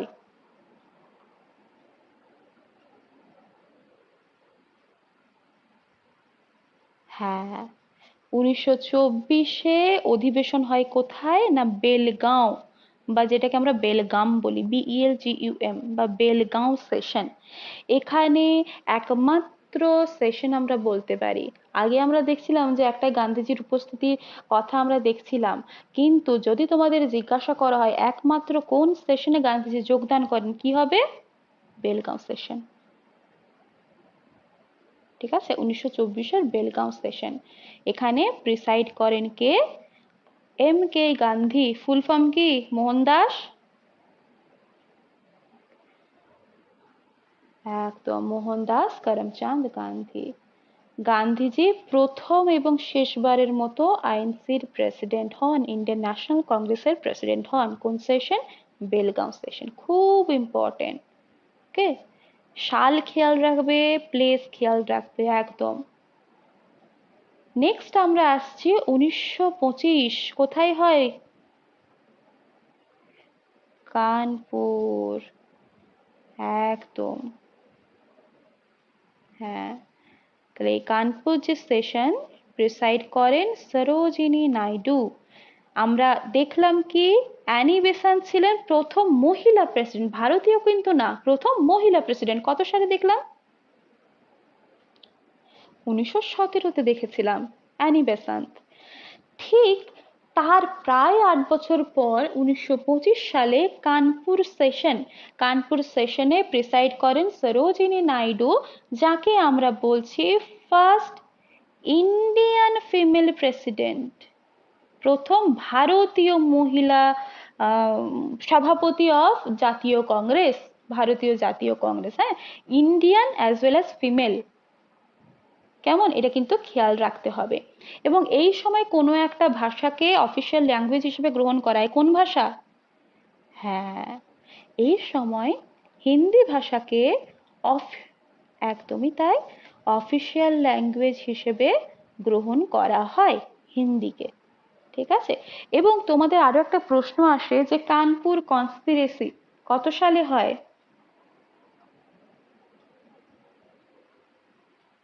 কানপুর ট্রেন রবারি কত সাল? এই সরি, কাকোরি, কানপুর বলছি। হ্যাঁ, হ্যাঁ, 1925-এ কিন্তু কাকোরি কনস্পিরেসি হয়, ট্রেন রবার, লখনৌ, লখনৌয়ের কাছে। কেমন? কাকোরি যে জায়গাটা, কানপুর বলতে বলতে কানপুর হয়ে গেছিল। ওটাও কিন্তু প্রশ্ন আসে যে কুফা, হ্যাঁ, হুম হুম হুম, কুকা। তো 1925-এর সাথে আমরা খুব ইম্পর্টেন্ট দুটো বিষয় রিলেট করতে হবে। একটা হচ্ছে তোমার কানপুর সেশন আইএনসির, সেটা প্রিসাইড করেন সরোজিনী নাইডু, ভারতীয় জাতীয় কংগ্রেসের প্রথম ভারতীয় মহিলা প্রেসিডেন্ট। এবং এই সেশনে কি হয় না, হিন্দি ভাষাকে অফিসিয়াল ল্যাঙ্গুয়েজ হিসেবে গ্রহণ করা হয়। ওকে। আর 1900, হ্যাঁ, একদম।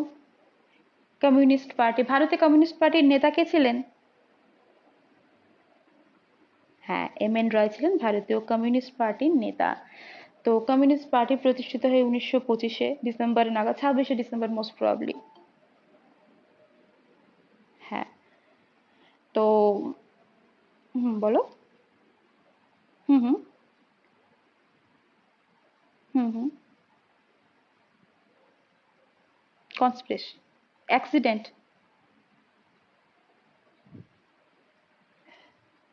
হ্যাঁ,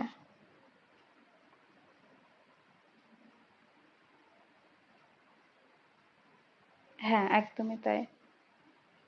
হ্যাঁ, যখন তোমরা সেই প্রিলি দিচ্ছিলে, একটা আমরা কারেন্ট অ্যাফেয়ার্স নিয়ে ম্যারাথন করছিলাম, তখন আমরা দেখছিলাম, তাই তো? একদম। আচ্ছা, 1900, এম এন রয় ভারতীয় কমিউনিস্ট পার্টির নেতা, এম এন রয়, মানবেন্দ্রনাথ রয়। ওটা আমরা যখন তোমার কি বলে ওটা, সংবিধান কনস্টিটিউশন পড়বো, তখন আমরা আবার পড়বো ওটা, বা হিস্ট্রি রেসপেক্টেও পড়বো।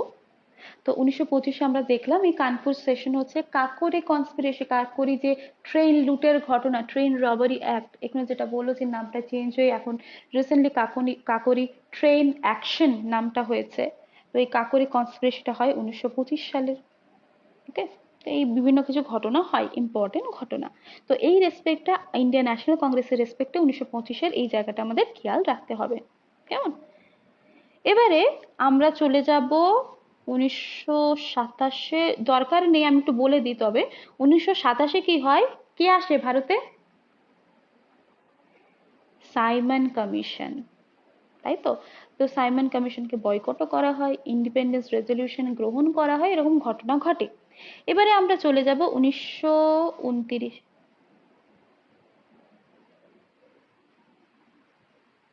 হ্যাঁ, 1927 গঠিত হয়। তো সাইমন কমিশনকে বয়কট করা হয় ওই সেশনে, যে আমরা মানবো না। তারপরে আবার 28-এ এসছিল ভারতে। হুম। তো 1929-এ কি হয়, কোথায় হয় সেশনটা? হ্যাঁ। প্রেসিডেন্ট কে ছিলেন? হ্যাঁ, জওহরলাল নেহেরু। একদমই তাই। আচ্ছা, জওহরলাল নেহেরু আমাদের ভারতের কোন পদে প্রথম ছিলেন? একদম, পিএম, প্রেসিডেন্ট, এই প্রাইম মিনিস্টার, প্রধানমন্ত্রী। এবং যদি বলা হয় সব থেকে লং টেনিউর, সব থেকে দীর্ঘ সময়ের প্রেসিডেন্ট, এই সরি প্রাইম মিনিস্টার, কে হবে? না, জওহরলাল নেহেরু প্রায় 32 বছর। হ্যাঁ, প্রায় 32 না, অনেক বছর, প্রায় বোধহয় 12 কি 18 বছর, আমার ঠিক খেয়াল পড়ছে, 1950 থেকে 62, মোস্ট প্রবাবলি ইন্ডিয়ান ইন্ডিপেন্ডেন্ট, মানে ইন্ডিপেন্ডেন্ট ইন্ডিয়ার ক্ষেত্রে। অনেক বছর, অনেক বছর। স্বাধীনতার আগেও ছিলেন, স্বাধীনতার পরেও হয়েছেন। ওকে। জওহরলাল নেহেরু আমাদের ভারতবর্ষের প্রথম প্রধানমন্ত্রী ছিলেন। তো 1929-এ যে লাহোর সেশন হয় ইন্ডিয়ান ন্যাশনাল কংগ্রেসের, সেটার সভাপতি ছিলেন জওহরলাল নেহেরু। এবং এই সেশনটা ইম্পর্টেন্ট কেন না, এখানে পূর্ণ স্বরাজ, পূর্ণ স্বরাজের দাবি গৃহীত হয়। ঠিক আছে? এবং মোস্ট ইম্পর্টেন্ট, সেই সময় স্থির করা হয় কত তারিখকে স্বাধীনতা দিবস হিসেবে পালন করা হবে। হ্যাঁ, সেই সময় ঠিক করা হয় 26শে জানুয়ারি 1930। এই যে তারিখটা, এটাকে স্বাধীনতা দিবস হিসেবে পালন করা হয় ইভেন, ঠিক আছে? ঠিক করা হয় যে আমরা 1930-এর 26শে জানুয়ারি স্বাধীনতা দিবস হিসেবে পালন করব। এবং সেই কারণে আমরা যে সংবিধানটাকে গ্রহণ করেছিলাম 1949-এর 26শে নভেম্বর, অ্যাডপ্ট করেছিলাম, এনাক্ট করেছিলাম, কিন্তু সেটা ইমপ্লিমেন্ট হচ্ছে আমাদের এই 26শে জানুয়ারি। এই যে 1930-এর 26শে জানুয়ারি একবার আমরা স্বাধীনতা দিবস পালন করেছিলাম লাহোর সেশনের পর, এই 26শে জানুয়ারি দিনটাকে রিমার্ক করার জন্য, এই দিনটাকে আমরা স্বাধীনতা দিবস হিসেবে রাখিনি, কিন্তু সংবিধান একটা গুরুত্বপূর্ণ জায়গা, গুরুত্বপূর্ণ বিষয়, এবং সংবিধানের জন্যই কি আমরা ভারতীয়রা এত স্বাধীনভাবে বেঁচে থাকতে পারছি। সবার সাধারণ বেঁচে থাকার সমস্ত কিছু মৌলিক অধিকার রয়েছে, কথা বলার অধিকার রয়েছে, রাইট টু স্পিচ রয়েছে, আরো অনেক কিছু মৌলিক অধিকার রয়েছে, তাই না? শুধুমাত্র এই সংবিধানের জন্য, এবং সংবিধান আছে বলে অন্যান্য দেশের মতো আমাদের দেশে এত ক্যাওস হয় না, এত ঝগড়াঝাটি এত পরিমাণে, খুব বেশি পরিমাণে হয় না। আমরা নিজেদের অধিকারগুলো পাচ্ছি, স্বাধীনভাবে বেঁচে থাকতে পারছি। তো এই যে দেখো, 1930-এ যে 26শে জানুয়ারি প্রথম স্বাধীনতা দিবস পালন করা হয়েছিল, ঠিক আছে? তো সেটা হচ্ছে 1929-এ লাহোর যে সেশন হয়, সেখানে এই প্রস্তাবটা গ্রহণ করা হয় এবং পূর্ণ স্বরাজের দাবি গ্রহণ করা হয়। এবং এই সময় একটা কমিটি, ওয়ার্কিং কমিটি বলে, আইন অমান্য আন্দোলন শুরু করার জন্য, যেটা আমরা বলছিলাম সিভিল ডিসওবিডিয়েন্স মুভমেন্ট, সেটা, হ্যাঁ, সেটা শুরু করার জন্য পারমিশন পায় বা স্বীকৃতি পায়। ঠিক আছে? তো এই হচ্ছে লাহোর সেশনের আর কি ইম্পর্টেন্স। সবার হয়েছে?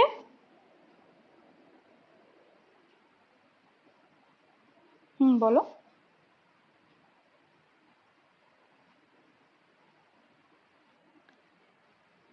একদম।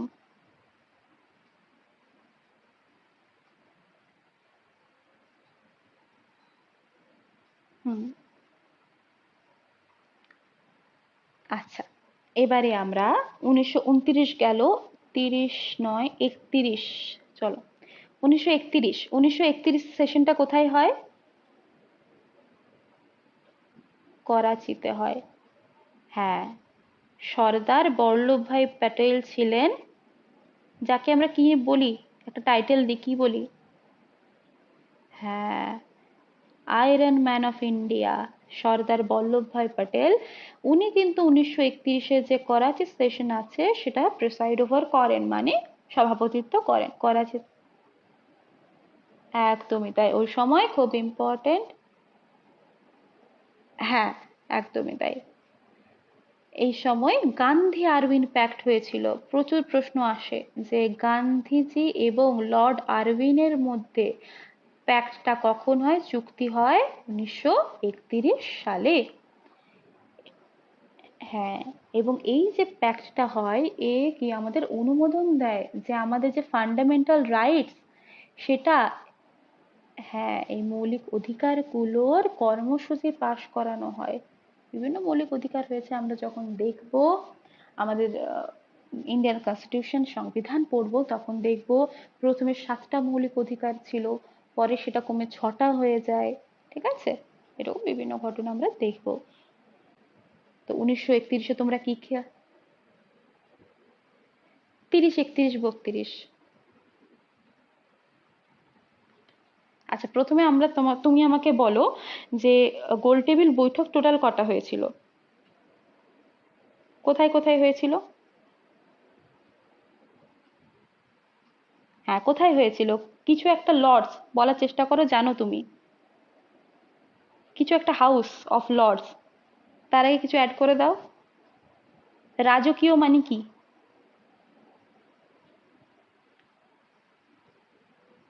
Royal gallery house of lords. ঠিক আছে, লন্ডনে এটা হয়েছিল, রয়্যাল গ্যালারি হাউস অফ লর্ডসে হয়েছিল। আচ্ছা, সালটা এটাও খেয়াল রাখবো, ওটা একটা ভালো জিনিস বলেছে যে 3টে তোমার রাউন্ড টেবিল কনফারেন্স হয়েছিল, পরপরই হয়েছিল, 30, 31, 32। ওকে, 30, 31, 32।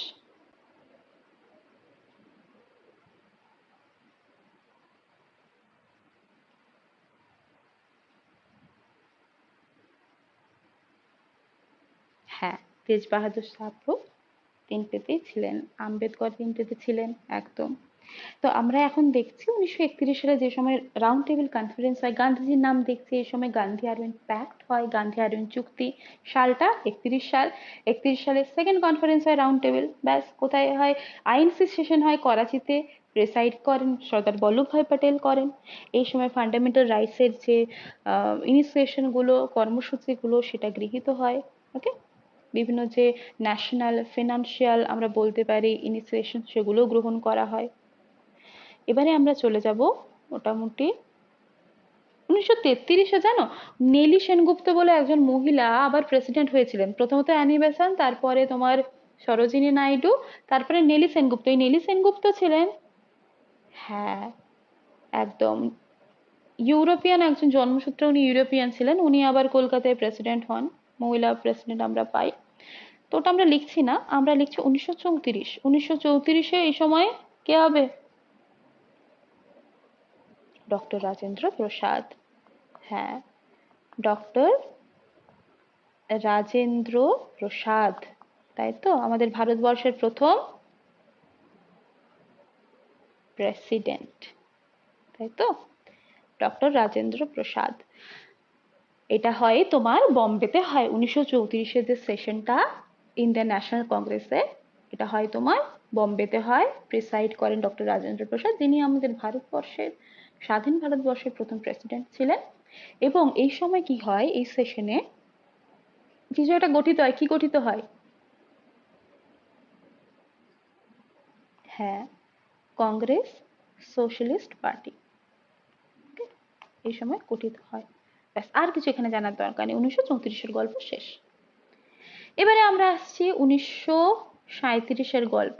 এই সেশনটা একমাত্র প্রথম যেটা একটা গ্রামে হয়েছিল, গ্রামে অধিবেশনটা হয়। কোন গ্রামে এই মানে কনফারেন্সটা কোথায় হয়? হ্যাঁ, ফেইজপুর, একদম। কে ছিলেন? জে.এল. নেহেরু, জওহরলাল নেহেরু। ঠিক আছে, তো ইনি ছিলেন, প্রিসাইড করেন।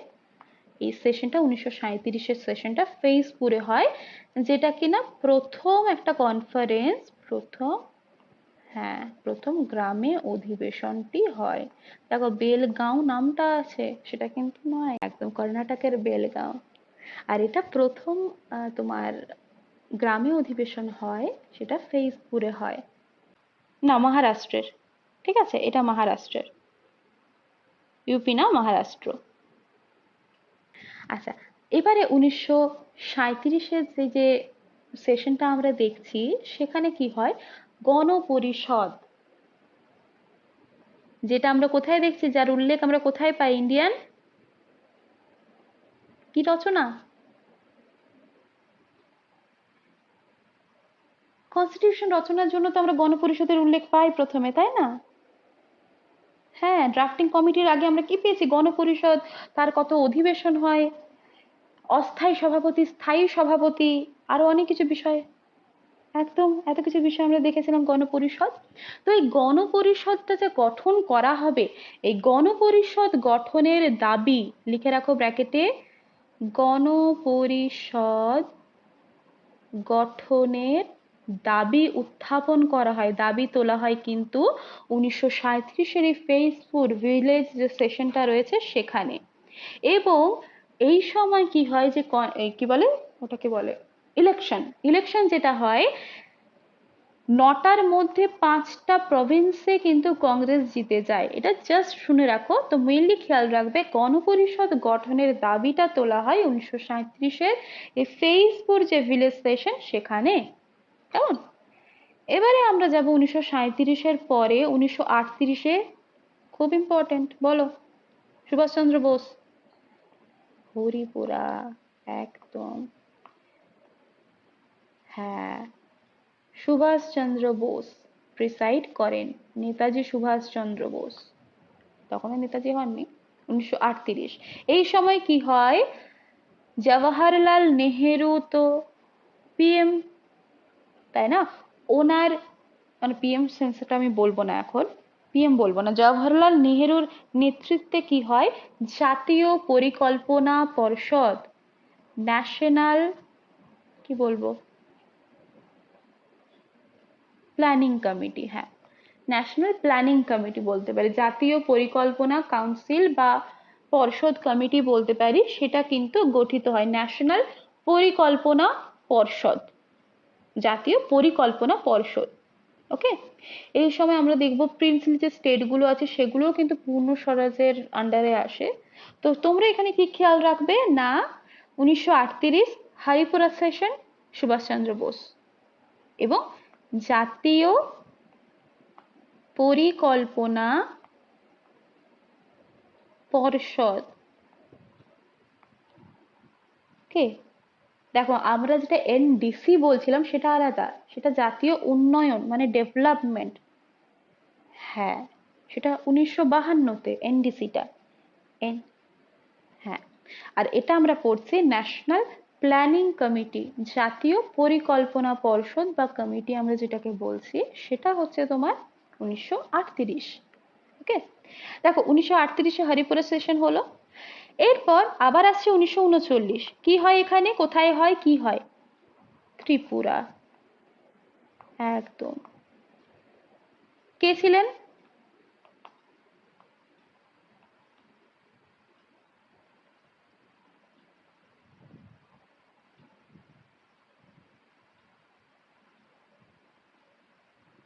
হ্যাঁ, এই সময় 1939 সালে যে ত্রিপুরী সেশন আমরা বলি, সেটা সুভাষচন্দ্র বোস প্রিসাইড করেন, এবং এই সময় ইলেকশন হয়, ইলেকশনে সুভাষচন্দ্র বোস জিতে যান, কিন্তু পরে উনি রিজাইন করে দেন, এবং রাজেন্দ্র প্রসাদ কি করেন, সেই প্রেসিডেন্টের পদটা সুভাষচন্দ্র বোস লিভ করলে ডক্টর রাজেন্দ্র প্রসাদ ওই প্রেসিডেন্ট পদে আর কি প্রিসাইড করেন, আইএনসির প্রেসিডেন্ট, তাই তো?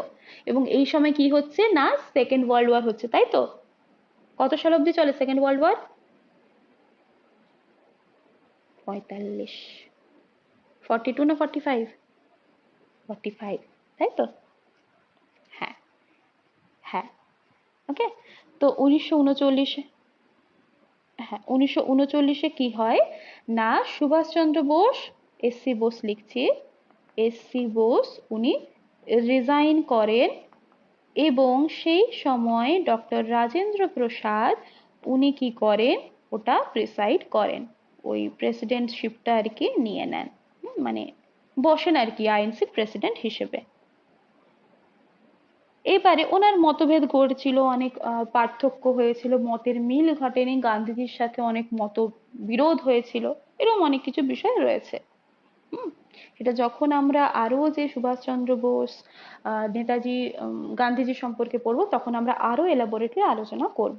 তো আমরা আপাতত এই জায়গাটা দেখলাম 1939-এ কি হয়, ত্রিপুরা সেশন হয়, সুভাষচন্দ্র বোস প্রথমে প্রেসাইড করেন, ইলেকশন হয়, জিতে যান, তারপরে মতবিরোধের কারণে উনি রিজাইন করেন, পদত্যাগ করেন, এবং উনি পদত্যাগ করলে কি হচ্ছে না, ওই যে জায়গাটা, চেয়ারটা খালি হচ্ছে, একজনকে তো সভাপতি হতে হবে কনফারেন্সে, সেই সভাপতিত্ব করেন ডক্টর রাজেন্দ্র প্রসাদ। এবারে 1940-এ আমরা আবার দেখব মৌলানা আবুল কালাম আজাদকে, কেমন, রামগড়ে হয় সেশনটা। এই সময় 1940-এ একটা প্রস্তাব গৃহীত হয়, যাকে কি নাম দিই, অগাস্ট প্রস্তাব, অগাস্ট রেজলিউশন। ঠিক আছে, অগাস্ট রেজলিউশন। প্রশ্ন আসে কি, অগাস্ট রেজলিউশনটা কবে গৃহীত হয়, সেটা হচ্ছে জাতীয় সরকারের একটা দাবি, ন্যাশনাল একটা সরকারের, গভর্নমেন্টের একটা দাবি করা হয়। তো অগাস্ট রেজলিউশনটা হচ্ছে তোমার 1940-এ হয়, এবং এই সময় মৌলানা আবুল কালাম আজাদ, মৌলানা আবুল কালাম আজাদ এটা প্রেসাইড করেন, যিনি আমাদের প্রথম কোন মিনিস্টার, এডুকেশন মিনিস্টার। এবারে 1946-এ, এটা রামগড়, রামগড়ে হয়েছিল, মনে রাখতে হবে না এটা। এরপর 1946-এ কে ছিলেন প্রেসিডেন্ট, খুব ইম্পর্টেন্ট, সেশন হয়েছিল মিরাটে, হ্যাঁ, জে.বি. কৃপালিনী। কারণ একটা প্রশ্ন কি করা হয়, যখন ভারতবর্ষ স্বাধীন হয় সেই সময় ভারতীয় জাতীয় কংগ্রেসের প্রেসিডেন্ট কে ছিলেন, জে.বি. কৃপালিনী। দেখো, মাউন্ট ব্যাটেন পরিকল্পনার মাধ্যমে ভারতবর্ষ স্বাধীনতা পায়, এটা একটা প্রশ্ন। আরেকটা প্রশ্ন কি, যখন ভারতবর্ষ স্বাধীন হয় সেই সময় ইন্ডিয়ান ন্যাশনাল কংগ্রেস প্রেসাইড করছিলেন কে না, জে.বি. কৃপালিনী। নামটা খেয়াল রাখতে হবে। তো আমরা দেখব ভারত স্বাধীনতা লাভের আগে, প্রি ইন্ডিপেন্ডেন্ট ইন্ডিয়াতে, প্রি মানে আগে, তো প্রি ইন্ডিপেন্ডেন্ট ইন্ডিয়াতে এটাই কিন্তু তোমার ছিল শেষ আইএনসি কনফারেন্স। ওকে, শেষ ইন্ডিয়ান ন্যাশনাল কংগ্রেসের অধিবেশন, কনফারেন্স ছিল কিন্তু এই 1946-এর যে মিরাট সেশন, জে.বি. কৃপালিনীর প্রেসিডেন্টশিপে। ওকে, আর সেই সময় তোমাদের যেটা বললাম, খেয়াল রাখবে যে ভারত যখন স্বাধীন হয় আইএনসি প্রেসিডেন্ট ছিলেন জে.বি. কৃপালিনী। ক্লিয়ার? এবং স্বাধীনতা লাভের পরে আরো, হ্যাঁ, স্বাধীনতা লাভের পরে একদম 1946-এ নেভি মিউটিনি হয়, নৌ বিদ্রোহের সূচনা হয়। কোন জাহাজের, কোন নৌকোর মাধ্যমে, তলো, তলোয়ার, তলোয়ার। ঠিক আছে, একদম, হুম, বম্বে। ওকে, তো এই হচ্ছে আমাদের ভারত স্বাধীনতা লাভের আগে কনফারেন্স। বলো,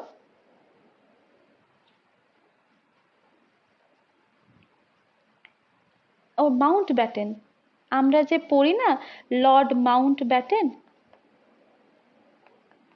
ওই Lord Mount Batten, Mount Batten পরিকল্পনা।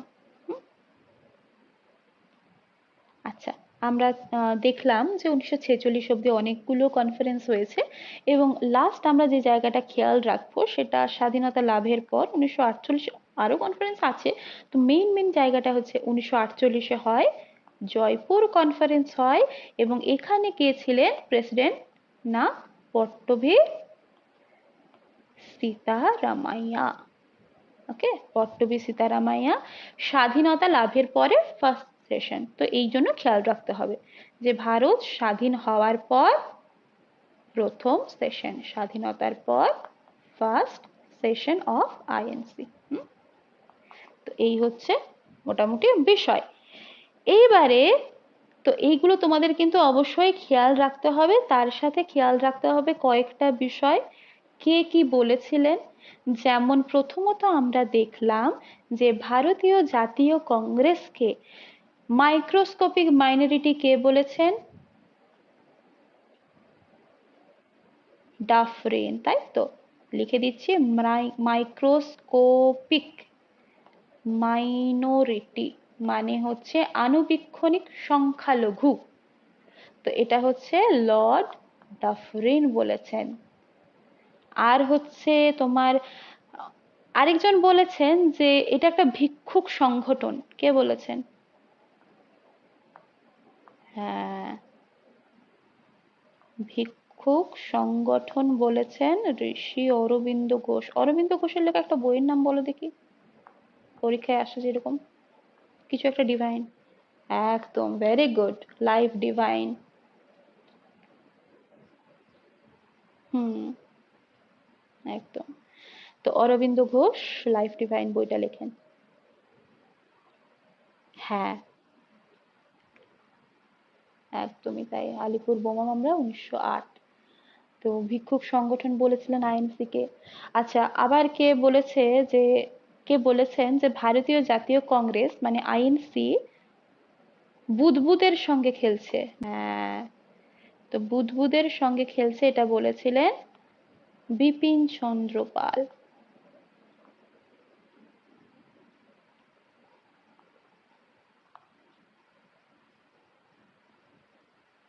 হ্যাঁ, একদমই তাই।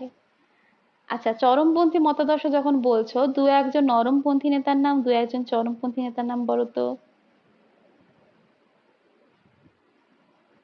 হুম,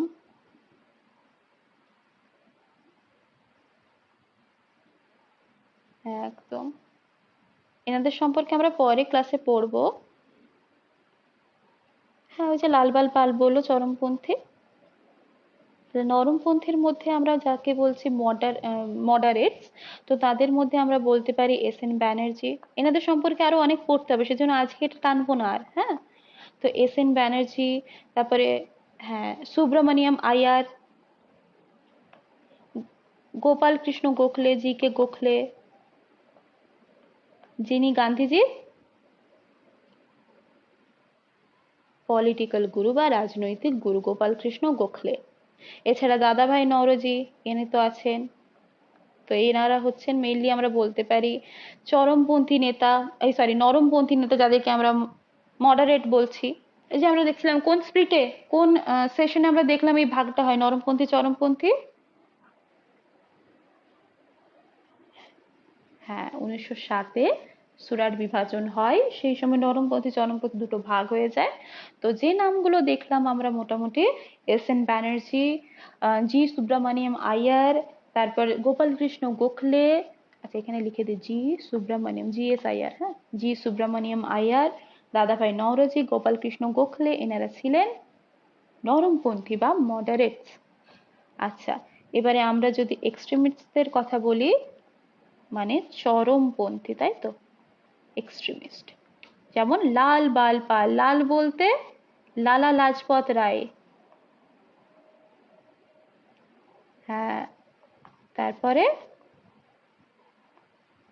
একদম বাল গঙ্গাধর তিলক। হ্যাঁ, বলো তো কে সাইমন কমিশনের লাঠির আঘাতে মারা যান? আচ্ছা, তুমি পারবে,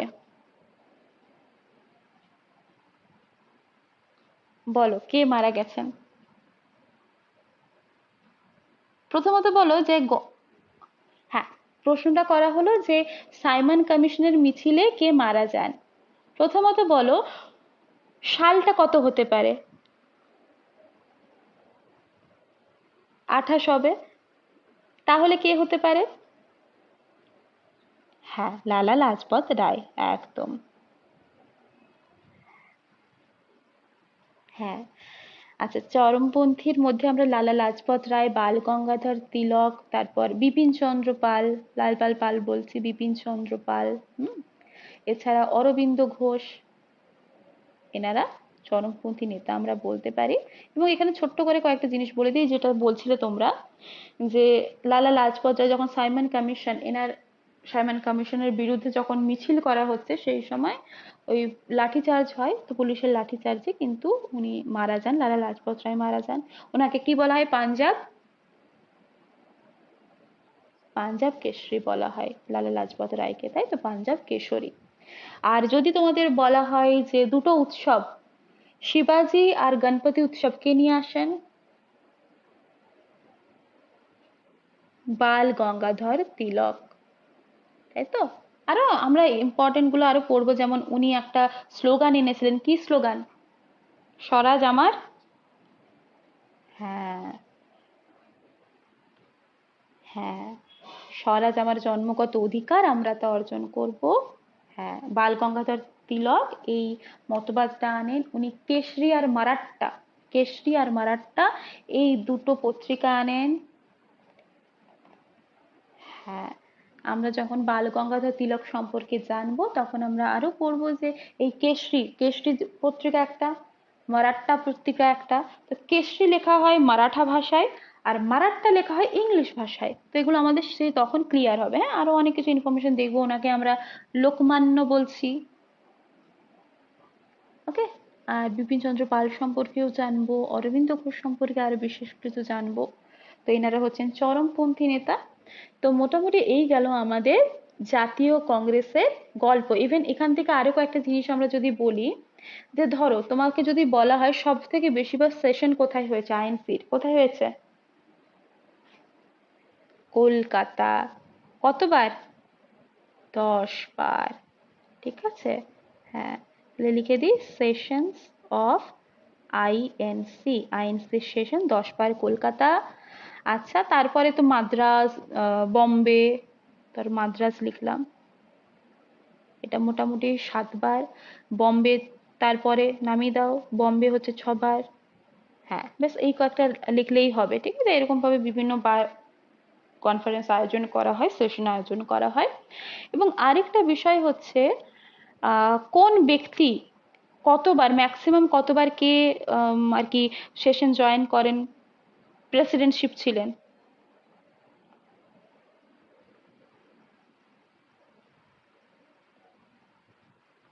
হ্যাঁ, তো ম্যাক্সিমাম খেয়াল রাখবে যে ম্যাক্সিমাম টাইম প্রেসিডেন্টশিপ কে করেন, ম্যাক্স প্রেসি অফ আইএনসি। হ্যাঁ, দাদাভাই নৌরোজি আর জওহরলাল নেহেরু। হ্যাঁ, জওহরলাল, দাঁড়াও, লাল নেহেরু, এনারা দুজনেই কতবার? 3 বার। ঠিক আছে, এনারা দুজনেই 3 বার করে প্রিসাইড করেন। হ্যাঁ, আইএনসির যে কনফারেন্স গুলো 3 বার করে প্রিসাইড করেন। যেমন জওহরলাল নেহেরুর ক্ষেত্রে আমরা দেখবো 1929, 36, 37। দাদাভাই নৌরোজির ক্ষেত্রে 86, 93, 1906 সালগুলো দেখবো। সালগুলোর থেকে তোমরা বেশি কি খেয়াল রাখবে? এনারা দুজন 3 বার, সব থেকে বেশি বার ইন্ডিয়ান ন্যাশনাল কংগ্রেসের প্রেসিডেন্টশিপ পদটা হোল্ড করেন। তারপরে 2 বার তো অনেকজন আছেন, যেমন ডক্টর রাজেন্দ্র প্রসাদ আছেন, রাসবিহারী ঘোষ আছেন, উইলিয়াম উডারবার্ন উনি আছেন, S N Banerjee, W C Banerjee, Subhas Chandra Bose, তাই না?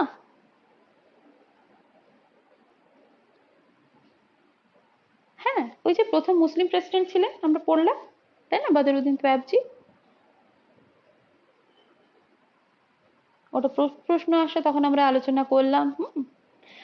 আচ্ছা, তো এই হচ্ছে ইন্ডিয়ান ন্যাশনাল কংগ্রেস সম্পর্কে মোটামুটি ইনফরমেশন। নেক্সট আমরা যখন এই টপিকটা পড়বো আর কি, তো সেখানে আমরা এই বিশিষ্ট যেমন ব্যক্তি বললাম, চরমপন্থী নরমপন্থী নেতা, এনাদের সম্পর্কেও আমাদের বেশ কিছু ইনফরমেশন জানতে হবে, বেশ কিছু জায়গা জানতে হবে, সেটা আমরা তখন পড়বো। আর কারো চিন্তার কোনো দরকার নেই, আমরা অ্যানসিয়েন্টটাও পড়বো, যেমন ষোড়শ মহাজনপদের উত্থান, ওই জায়গাগুলো কভার করব। তো আমাকে বলো, আজকে যেটা পড়লাম সেটা বুঝতে কারো অসুবিধা হয়েছে?